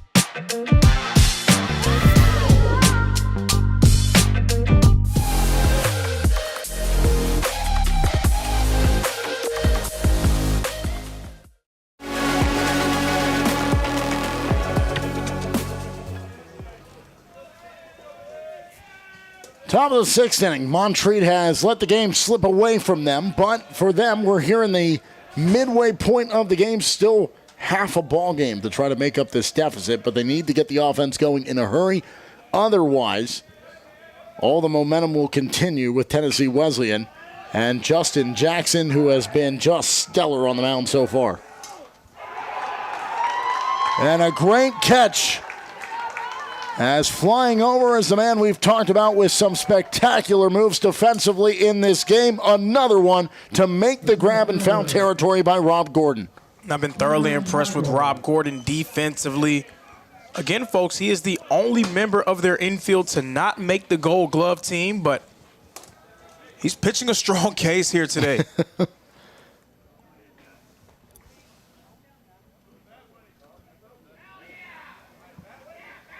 So a slight delay in one of those pieces of the bat. Oh, so there we go. Broken bat. How often do you see that with an aluminum bat? One away, nobody on, second batter of the inning. Here's Cameron Nagel. And he took a big swing of that one. You could see the head snap around. He wanted it, couldn't get it. Wanted it, and they're going to need it from him. He's one of just 2 players from Montreat to record a hit so far. Now he shows bunt and has to peel his foot back. It nearly caught him. But it's 1-1. I mean, they're doing anything they can to try to get something off of Justin Jackson. Nothing has been working so far. Just 2 hits in the game. Nagel has one of them. 4 base runners total. As that one skims atop the laces of his shoes. And it's 2-1. A far cry from what we've seen, the team with 10 runs and 11 runs in their first 2 games. And now Jackson having some trouble here. He's 3-1, still in the at-bat, but needs to keep it going.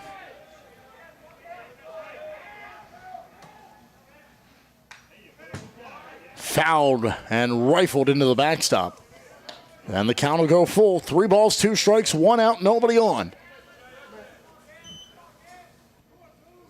Trying to post a 6th consecutive 0 on the scoreboard next to the Montreat Cavaliers. Rung him up, strike 3. He started to make his walk to first, but instead he is sent back to the dugout. A called strike 3 on Nagel. That's his 2nd strikeout of the day. And that one is the 10th. I misspoke earlier. That is the 10th of the night for Justin Jackson. I mean, I'd say not wrong, just early.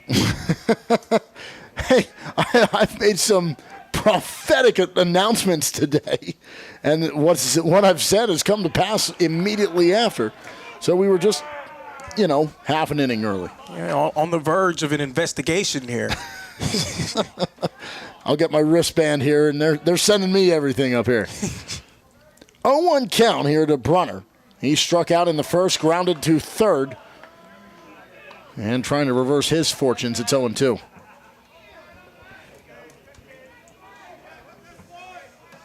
Almost the entire Bulldogs lineup came through in that 4-run bottom of the 5th. Teal is the only one who did not, so he will lead things off. He'll have to shed the catching equipment and be ready to rock and roll. And Brunner trying to stay alive to make sure that doesn't happen after this pitch. 1-2, right back up the middle, takes a skip. Oh, what a play, but he can't pull the trigger to get the throw. It would have been close even if he had, but that's one of those hold on to it, don't force it, and just concede what you can. And if he would have made that play, I would have went to the AAC commissioner, Bill Pop, myself, to tell him to put him on the team. And we know where he is. He's sitting at a table right next to the press box. We would have gone down there and said, there needs to be a change. And maybe not a change because we don't want to take it away. Braxton Baird's the shortstop. He absolutely deserves it. Braxton Baird from Milligan. But, I mean, can we do a half and half? So it is a 2-out single. Is there some magic here following Brunner? And maybe there is. That's going to be a base hit. And Long puts one into the outfield. Both go for extra bases, and Long is safe at second, and Brunner at third, and all of a sudden, Montreat's bats have woken up, and guess what? 2 outs on the board, reminiscent of what we saw on Tuesday night, and they are in business, but they have to be careful with those 2 outs up there. Okay, so game within the game. Rob Gordon, his toss to Jonathan Bosk over at second wasn't the greatest. Jonathan Bosk couldn't get it clean. He was able to block it with his arm instead of allowing the ball to careen away from him. Daniel Restrepo chops it over to third. It's fielded. They throw to first, and that'll end it. And that's how you respond if you're Jackson. Get the ground ball, get out of the jam with 2 outs. And Restrepo is sent, frustratingly so, back to the dugout as the 2 runners are stranded, and still a 0 in the run column for the Cavaliers, and a chance to grow their advantage for a second inning in a row after the 4 came across last time. As we go to the bottom of the 6th, Bulldogs up by 7.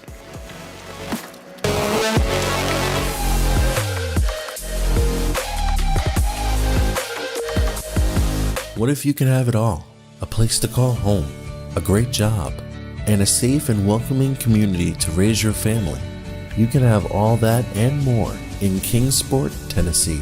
For the past quarter century, Kingsport has been on a mission to reinvent itself as the first professionally planned and privately financed city of the 20th century.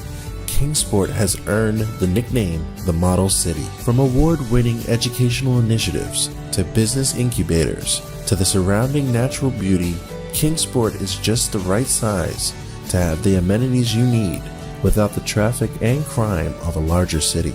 With a vibrant downtown, great shopping and dining, and a thriving local economy, Kingsport is the perfect place to call home. Ready to start loving where you live? Choose Kingsport. Visit movetokingsport.com and discover all the reasons why this charming town is the perfect place to call home.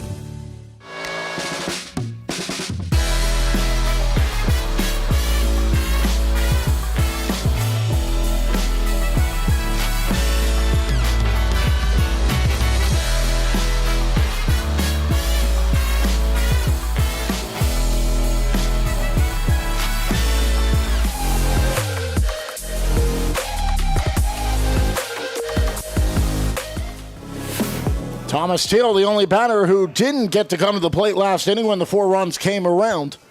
He will lead off here in the bottom of the 6th inning.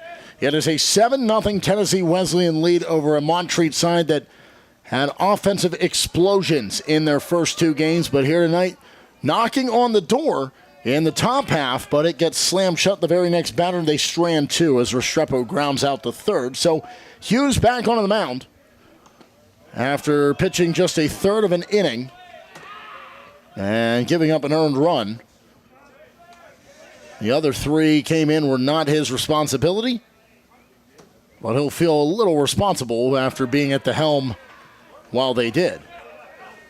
I'd love to see Hughes in this situation with a real clean slate, see if he can work his way out of an inning. Tennessee Wesleyan, they seem to be on the upswing as a group. Hayden Brooks posted just 1 scoreless inning on the mound as the starter, and that's a swinging strike 3. And that's a good start for Hughes as he gets his first strikeout. The second baseman, Jonathan Bosk. So Bosk, who has struck out 2 times, once swinging, once looking. He will come to the plate for a second inning in a row. He led off last inning. And a little bit of what we just saw from Montreat, who saw it from Tennessee Wesleyan the inning before, of a bit of a 2-out rally. But this time it's taken out to right field, and it's caught for out number 2. And now Alan Gil Fernandez comes to the plate. 2 runs scored on 2 hits. But he was that second out last time up. He flied out to 8. That was when Brooks was in the game, and the starter for Montreat got the better of him the third time around. And luckily for Hughes, being able to see the first 2 batters of this inning, the only 2 batters, 2 capable bats in Teal and Bosk, but the only 2 batters in the lineup batting under 300. Give me one of the plethora of examples why this team is in the top 25. That statement right there. Chopper over to the left-hand side. That's going to go foul.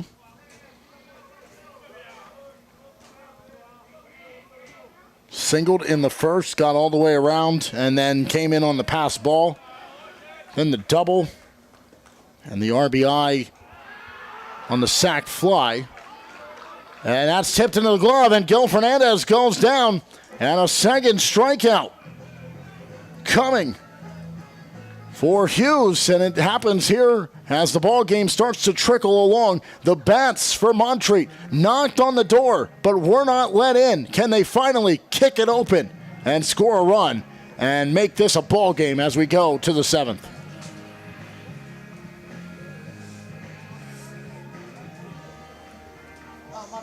Sorry, he was playing with the camera and I was trying to get the show.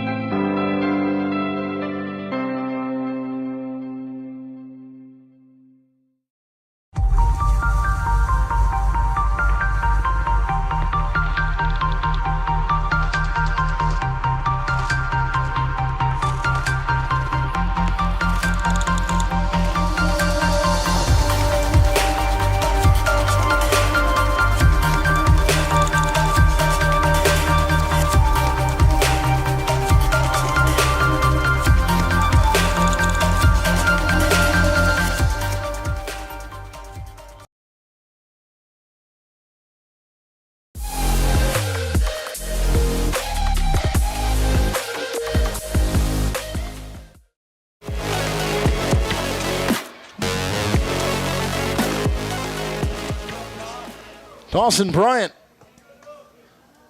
is the man tasked with leading off the top of the 7th for just the second time. Montreat will follow a scoreless frame on the bottom half of the scoreboard by the Bulldogs of Tennessee Wesleyan. They are ranked 16th in the latest national poll. Only team of the 3 in the AAC that are ranked in Milligan and Johnson alongside them, as that's a strikeout, and it's his 11th of the game as Bryant is retired, and Jackson gets yet another K to his credit. And that brings up Gonzalez. Tennessee Wesleyan, the only team of those 3 that did not move in the rankings. Milligan skyrocketed after winning against Johnson in that final series of the regular season. They come shooting up from 21 to 11, while Johnson falls from 4 to 6 and still stays inside the top 10. But Milligan right on the doorstep of that.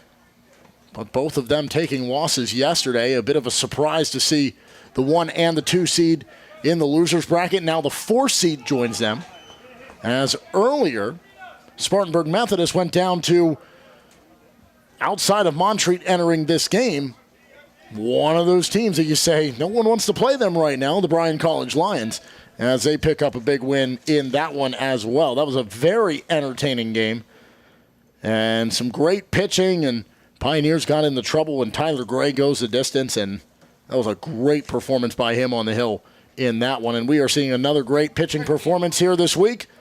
Jackson has been slicing and dicing apart the Cavaliers. And he delivers the 0-2, and it'll just miss for Gonzalez, trying to avoid a second consecutive strikeout, not only as a team, but for himself, as he struck out in the 5th. 1-2, that bounces in, and Cavaliers saying, oh, we wish somebody was on the base path, as that one careens away. But on that point, I mean, how spoiled are fans of Tennessee Wesleyan to see your team go 20-7 in conference play, 37-14 overall, and you're like, we've been better than this. 2-time national champions. They've been winners of 16 of the last what is it, 19 if I remember? 16 of the last 19 regular season titles. Talk about sustainability of excellence. That is what comes with the blue and white and, in this case, black of Tennessee Wesleyan. And yet another strikeout back-to-back for Jackson. And it's 2 up, 2 down here in the 7th. Montreat, they won't have much of a chance to do anything in this game if they can't find a way to crack the code of Justin Jackson. Hunter Furchess has had the rare feat tonight of being the only player for Montreat that has reached base on 2 different occasions. He was walked aboard in the 3rd, then singled and got stranded there in the 5th after there were 2 Ks in front of him and then a strikeout after. Seems like we hear that a lot, and Jackson trying to make sure that we have to write a 3rd strikeout down in our book. 0-2 count, 2 outs, nobody on. Jackson working against Furchess. Can he gut him out right here? Strike 3, got him swinging.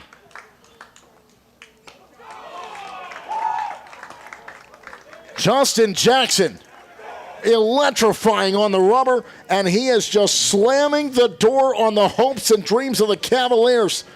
That mighty sword that the Cavs entered this game with, it has gone dull and not threatening unless the offense can try to sharpen it in the last couple of innings, but they're back on defense and trailing by 7.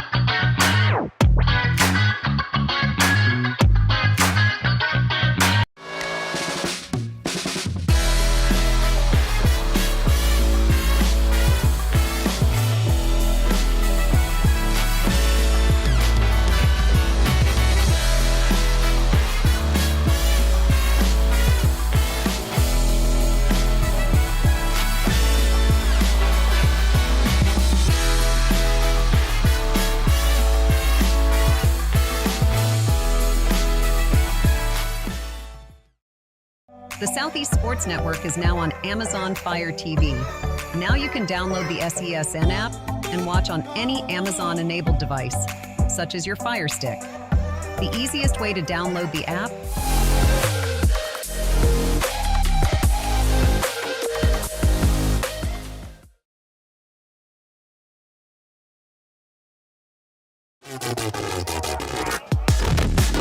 Jaden Hughes back onto the hill and working against Rob Gordon, who has had a very successful day. And look at that guy there in the dugout. Gabe Fry putting this whole thing on for us up here. Down there playing around with some of the cameras and seeing what he can do. As that'll miss for ball 2. It's a 2-1 count here for Gordon. 7-0 ball game. Gordon has singled in all 3 plate appearances. Can he make it a 4th? It's going to be hard to do. He's got to beat out the throw, and he cannot do so. So he finally sees his streak come to an end, and it's out number 1. As crazy as it sounds, 7-0 Montreat. They have to feel like they still have a chance. As long as you have outs on the board, you still have a shot to make something happen. They have to keep Tennessee Wesleyan from scoring 3 runs here, and then you have to try to find a way to solve Justin Jackson. Here's a first pitch ball to Josh Shelley, and Shelley has an RBI in the 3rd, and then was hit by a pitch and came around to score as part of one of the 4 runs that came across in the 5th. Grounded into a 6-4-3 double play. Gordon got on in the 1st, and, well, Shelley didn't help him out. They both went back to the dugout after Gil Fernandez had scored. That actually put Gil Fernandez over to third base, and then he was able to come home on a pass ball, or excuse me, a wild pitch, rather, from Hayden Brooks. 2-1, chopped over to third, fielded off the hop, thrown over, and scooped out of the dirt. Good-looking defensive play there by the Cavaliers. And a good pick by Restrepo, and it's 2 outs on the board. Right fielder, Colton. You look at this and you say, defensively, it has been a great game by Montreat. The center fielder. There is nothing truly that they have done to beat themselves, and that's representative of the arrows up there. We say you got to make the routine plays if you want to try to pull an upset, but you also have to find some offense and keep theirs off the board. But they go 1-2-3 as Hughes comes in and makes quick work, and now the bats come back to the plate, but they have to get something going as we go to the top of the 8th. Otherwise, TWU can make their way into the next round with ease.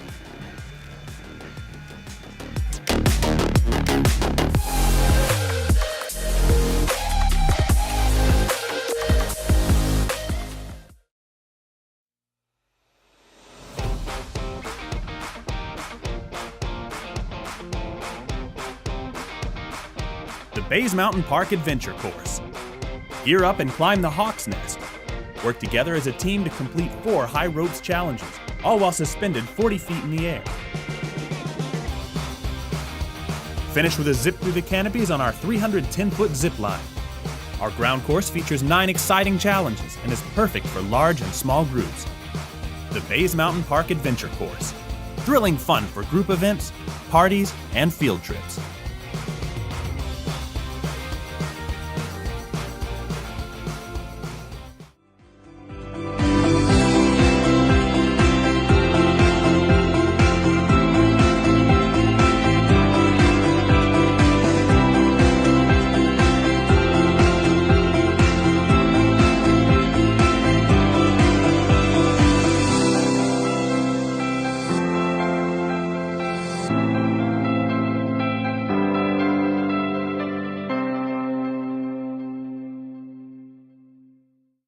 Hold on. The previous play is under further review. I'm not sure what he could review, but okay.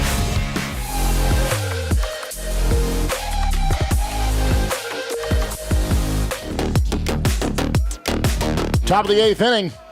And a first pitch strike. Swung on and missed by Ethier, who's the 9-hole hitter after 3 up, 3 down, all strikeouts for Justin Jackson last inning. And that'll miss. It's 1-1. I was using it. Jackson has just been lights out under the bright lights here on top of the hill in Kingsport. And that's a second strike of the at-bat. It's 1-2. In just a few weeks' time, the Axemen of the Appalachian Summer League, they'll take to the field here at Hunter Wright Stadium. Woodbat Collegiate Summer League. The 1-2, and that's fouled off the right-hand side. Oh, look out below. Get Coach Pop on alert over there. 1-2. And that's nubbed over to the first base side. And it will be fouled, so Jackson will try it again.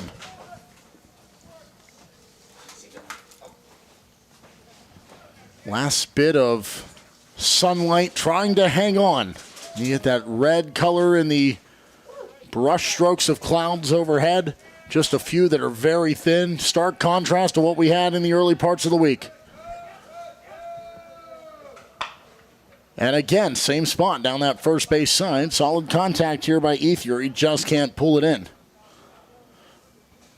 And much how night falls as the day goes away, we're going to see for Montreat if the clock is going to strike 12 on Cinderella. Brian's still trying to be that Cinderella case to make the run from the 6th seed. They're 3-0. Montreat 2-0. Tennessee Wesleyan only needed one, and that's a ring up of Ethier. Yet another strikeout, and he goes down looking, and Jackson continues. That's now 4 consecutive through the last inning and a third. He just continues to mow him down, and Montreat running out of gas for air, potentially down to their last 5 outs of the ball game. 14 strikeouts for Jackson. And a first pitch strike to the top of the order in Austin. At a point, if you're Montreat, why not just go for broke? And that's strike 2. He's just firing them in there, and when you're feeling it for Jackson, you are feeling it. Can he make it 15? The 0-2. The lefty kicks, delivers, and it just misses, and it's 1-2.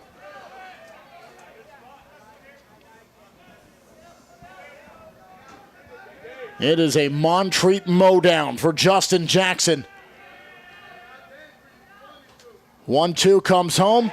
Rung him up. 15th K of the ball game for Jackson, and I think he lost count. He's got 2 outs. He has to get one more, but 15 times a batter has been sat down on strike 3. But at this point, I don't think you can afford to get struck out looking. Again, I think you need to just try to go for it. That is back-to-back. That is frozen batters in this 7-0 ball game, and now Cameron Nagel, who has struck out twice, and really who hasn't at this point. But he also had the first hit of the ball game, one of just 4 for Montreat, and it's a first pitch strike. No surprise there from Jackson. But I am going to shoot them some bail. It's easy for me to say from up here, oh, you got to swing at that, but you're not the one watching the heater on the inside corner of the plate. Yeah, I know it looks a little bit different in that batter's box, but Nagel settles back in out of the right-handed side facing the lefty for a 4th time today. 1-1, that's chopped foul, and it's 1-2. And anytime you get the 2 strikes, Jackson is up there just chomping at the bit to see if he can get to 16, which would be a tournament high so far. But you know what? We make contact. 1-2. Oh, that brushes him back, and having the hot step that away is Nagel, and it's 2-2. Those guys over there, Tennessee Wesleyan, they are absolutely letting you hear it every single pitch. Their offense has come to play, gotten 7 runs and 15 Ks from their ace on the hill. And that one slips away from him. Again, he tries that inside pitch. That's how he's rung up the last 2 batters. But he just couldn't find the zone and nearly made contact with Nagel, and that's not what you want. You've retired the last 5 via the strikeout. Can he make it 6 in a row? Yeah, the rare passed ball from him. We haven't seen that a ton. 3 balls, 2 strikes. The payoff pitch. Low and inside, and just the second walk that he will issue. The route stops at 5 consecutive strikeouts, and a runner is aboard here with 2 outs as Nagel is on for a second time. Brunner is one of those 4 hits. Had a single, got stranded at third in that 6th inning where they had 2 men on knocking on the door. Can he do it again? That's strike 1. And it's so rare for them to get guys on. You just got to take advantage. Got to put yourself in a position. 2 outs, man at first. Oh, you can hear the oohs from Tennessee Wesleyan. They thought that was a great-looking pitch for strike 2, but instead, it throws the sticks up on the board, 1-1.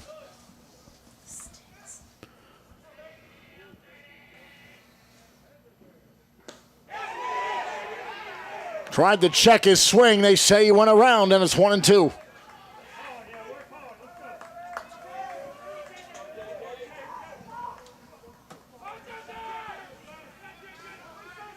Just 2 walks. Can he bounce back with a out at the plate?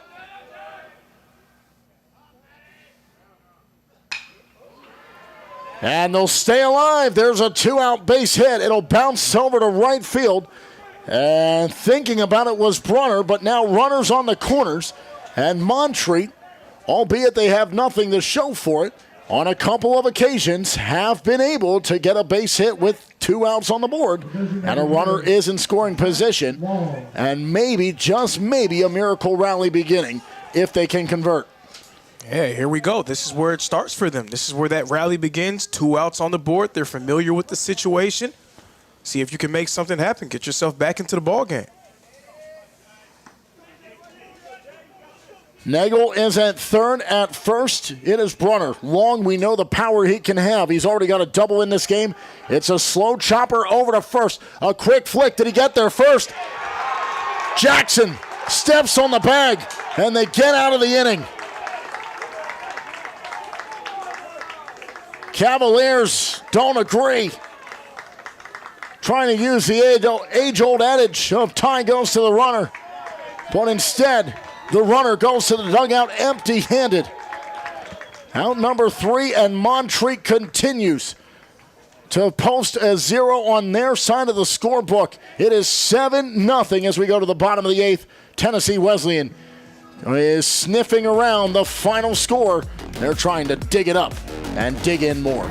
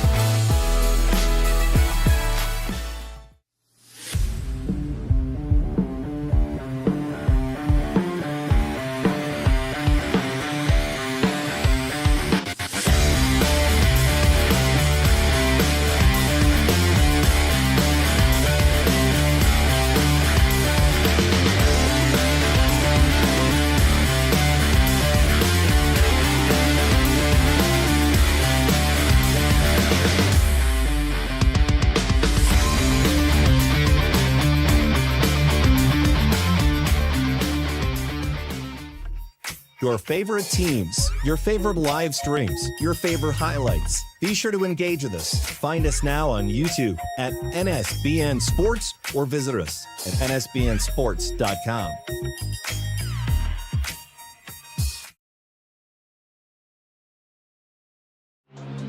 All of the ways to watch your favorite local and regional sports. Join us now on Twitch TV. You can also find NSBN on Amazon Fire TV or visit us live on YouTube as we stream games there as well. Another fan favorite way to watch is nsbnsports.com. You can also find us through our NSBN app, free to download from the Google Play Store, and Roku TV, where you can find all of our content.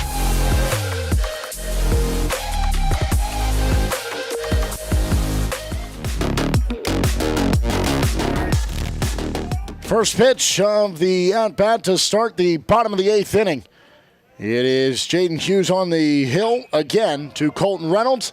And Reynolds is going to lift this one out to right center field. It's going to get down at the warning track, and he's going to turn. Can he turn this to 3? No, he will hold at second. And it's a leadoff double here in the bottom of the 8th. And for Reynolds, the power in the bat on full display today. That's his second double to go along with the earlier home run back in the second. I mean, that had all the looks of another homer, too.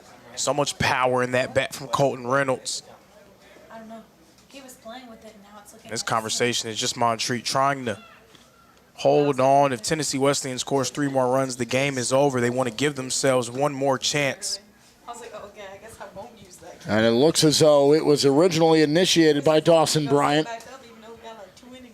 He saw the start for Jaden Hughes giving up the double and said, hold on, let's just come in and build up a game plan here. And what can we do to maybe find a way to turn 2, even with a guy on second? Usually when they get to second, you say double play off the books. But we saw already today on 2 separate occasions, double plays turned involving a runner at second. So it could be in the cards here, and that would move us to the top of the 9th inning. in a little bit more of a hurry, maybe, unless the two-out hitting comes to fruition, should they be able to produce a double play.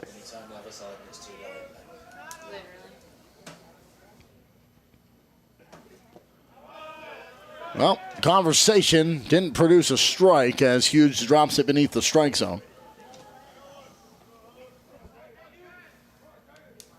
And in this, there has been a substitution.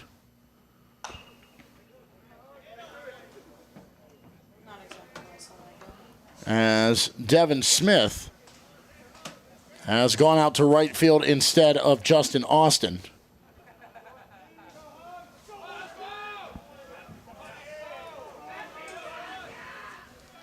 One to the second batter of the inning with a man on second. That's Reynolds. And it's 2-1.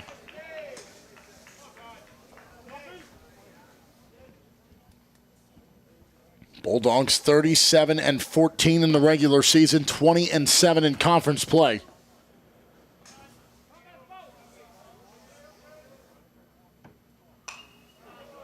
First time in 18 years that they played on day one, but their reward for winning on day one, they didn't have to play on day two, so a bit of a rarity for them. So it really kind of throws everything off, but they've been up for the task. Yeah, real break in the rhythm, I'm sure. But they have been up to the task. That's a swing and a miss, and it's strike three. And since Hughes has entered the ballgame, he's had some strong outings here and picks up yet another strikeout. Had two innings ago. And also got him to go 1, 2, 3 the inning prior. But I almost begin to think that a team like Tennessee Wesleyan, they sort of relish the opportunity to be an underdog. They're not really used to that. They're not used to being seen in that light. So at times that can really sort of give them an extra oomph about themselves, give them some extra motivation. So now Reese Jordan will take his first at-bat. Sands coming in for Ethan Wright.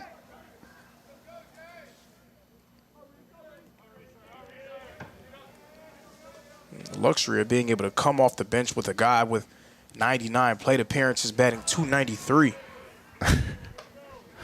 We said about it of the guys in the original starting lineup, only two of them batted below 300. And here's the guy who you bring in now as kind of the 10th guy in, right? And he's batting 0.07 of a percentage point below 300. And if you want to get really technical. Here we go. 1-2 with one out and a man on. Jordan awaits. Hughes checks back to second, kicks and fires. And it's ball two, and the runner holds.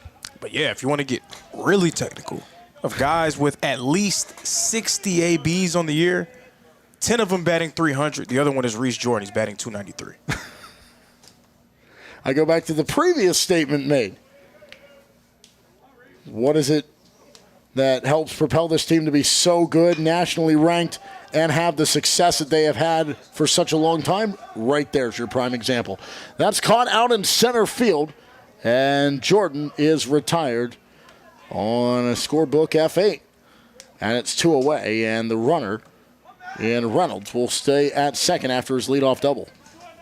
And I mean, we're giving credit to Montreat, and rightfully so, for their defensive performance.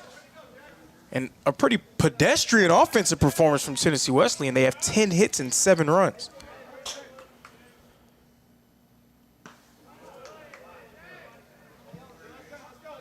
That's a swinging strike one for Thomas Teal. Teal is 0 for 3. It's one of those that hasn't really gotten anything going. A couple of ground outs and a strikeout in his last time up. That was Hughes' first strikeout. Now he's going to line out to second, and that ends the inning. 4 batters faced, and Hughes, since coming in, he's been up to the charge, but he needs his offense to try to help save the day, and they have one last chance. Otherwise, they'll have to use that safety net tomorrow and fall back onto the double elimination and play in a win-or-go-home scenario. and it'll be Tennessee Wesleyan who remains in the winner's bracket. But the top of the ninth comes up next.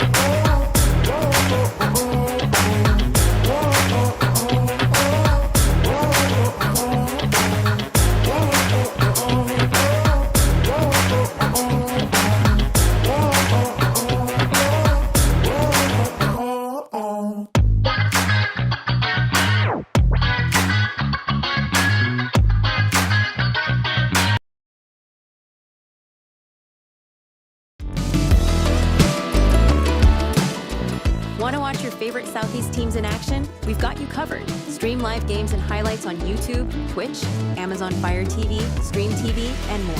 For all the details, visit our How to Watch page at sesnsports.com. It's your one-stop guide to catching every play, every time, wherever you are. The Southeast Sports Network, bringing the game to you anytime, anywhere.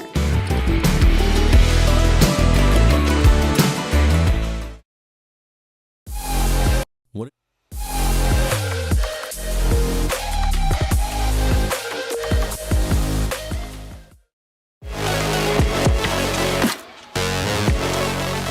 New pitcher into the game here to try to close things out. Top of the ninth, it's Bradley Johnson. And he has that high leg kick, and it's a different feel coming off the mound for the first time, trying to get these last 3 outs. He is a righty, unlike Justin Jackson, who put on a display. 15 strikeouts for Jackson, and he allowed just 5 hits in 8 shutout innings of baseball here. It's 7-0 as Daniel Restrepo fouls off that ball to fall to 0-2. So Bradley Johnson in trying to close this out, the native of Marysville, Washington. And trusting a real pin arm for them, a guy who's appeared in 22 games this season. That's going to get through, and not what he likes to see, as the first batter he faces here in the top of the ninth is aboard, and it is a leadoff base runner for Daniel Restrepo. The catcher, Dawson Bryant. And I'm from the school of 27 outs. You got to get 27 outs to win a ball game. The Tennessee Wesleyan, they've gotten 24 outs. There's still some outs on the board. Montreat has a chance, and they have the talent at their disposal to make it interesting. And for Restrepo, that's a change of fortune since his first time on base. Strikeout, line out, ground out. Now on base here, trying to spark a mountainous rally. They need 7 to keep on playing and a chance to stay in the winner's bracket. It is a double elimination tournament. Neither team has lost, so tomorrow could have a little bit more pressure for them. As that's chopped over to short, can they turn the double play and really put the pressure on? It's thrown over in time. No, it's not. They called him safe. Happy birthday. So they get 1, not 2. And the lead runner is out in Restrepo. But Dawson Bryant is safe on the fielder's choice at first. So 1 away, and that brings up Gustavo Gonzalez. Back-to-back strikeouts for him and a ground out. He had a big night last night, and this is a big hit into the night sky. But it's going to be caught for out number 2. And down to the final out are the Cavaliers. Their offense has certainly showed up to play in this tournament, but as they reach their 3rd outing, I think it's less about the offense not showing up, more about Justin Jackson being the ace that we have heard so much about. He put it on full display tonight with 15 Ks. 2 outs and a first pitch swing. for Hunter Furchess. And it'll go foul. And to this point, if chalk holds, we're going to get Johnson and Montreat again. See if Montreat can do it again, or if Johnson, after their bounce-back performance earlier today,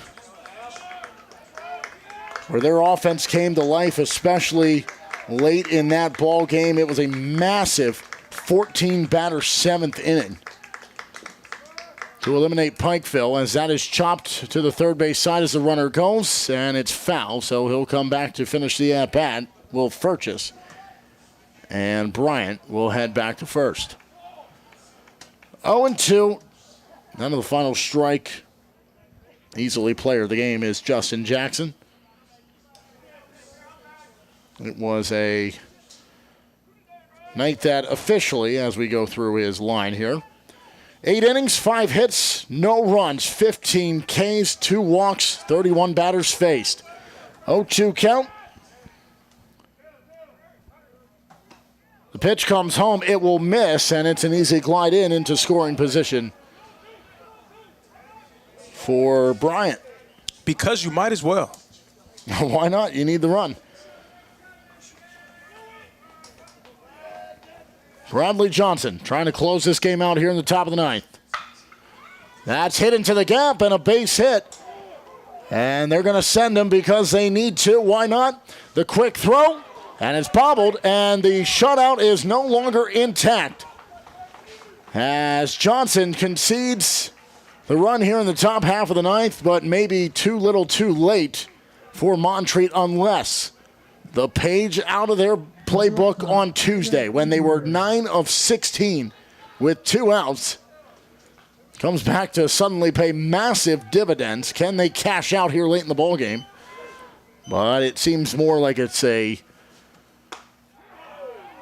bit of pride heading into tomorrow's win-or-go-home game for Montreat, unless something can happen here with the bottom of the order in Ethier, who has struck out 3 times today. Runner goes. He swings at that one. It's 0-2. But there's a stat pad for Furchess, as he'll get a stolen base. I'll tell you what, nothing wrong with pride. It's better to have pride than to not have pride. Johnson gave up the run. Can he close it out now in a 7-1 ball game? That's lined over to second, and that'll do it.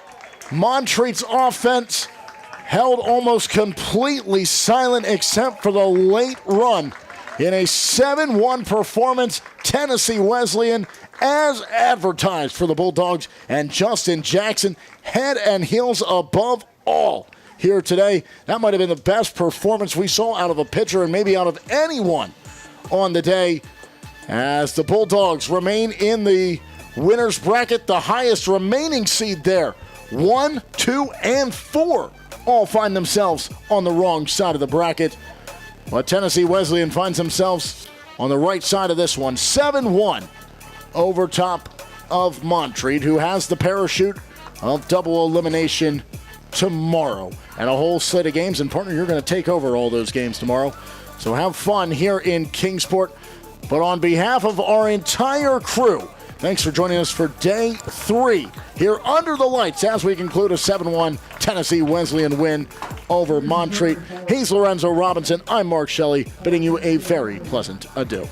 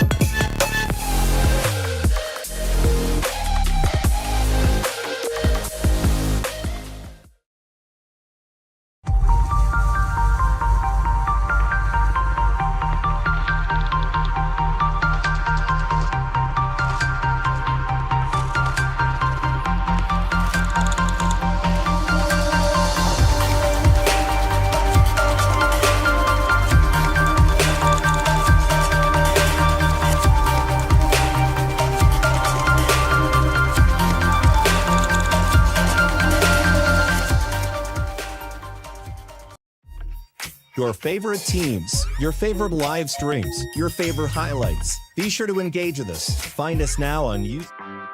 My West Hollywood story is exploring the iconic boulevards, endless shopping, and beautiful galleries. Inspiration is endless in West Hollywood. The neighborhood tells stories of established and emerging artists. You will find fashion and styles from all over the world here. A California sunset is the perfect way to end our day. We will take VIP tickets to this show every night. Our vacation is just getting started.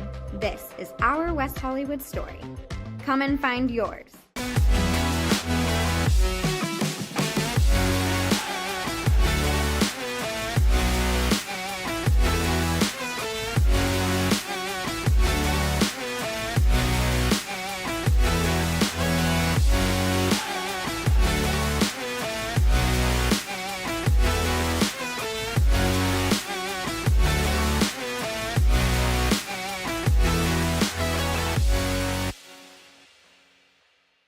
LA Galaxy belongs on the best surfaces. Whether you're the best player or the best fan, every goal, every tackle, every last-second battle, it all requires precision, performance, and passion.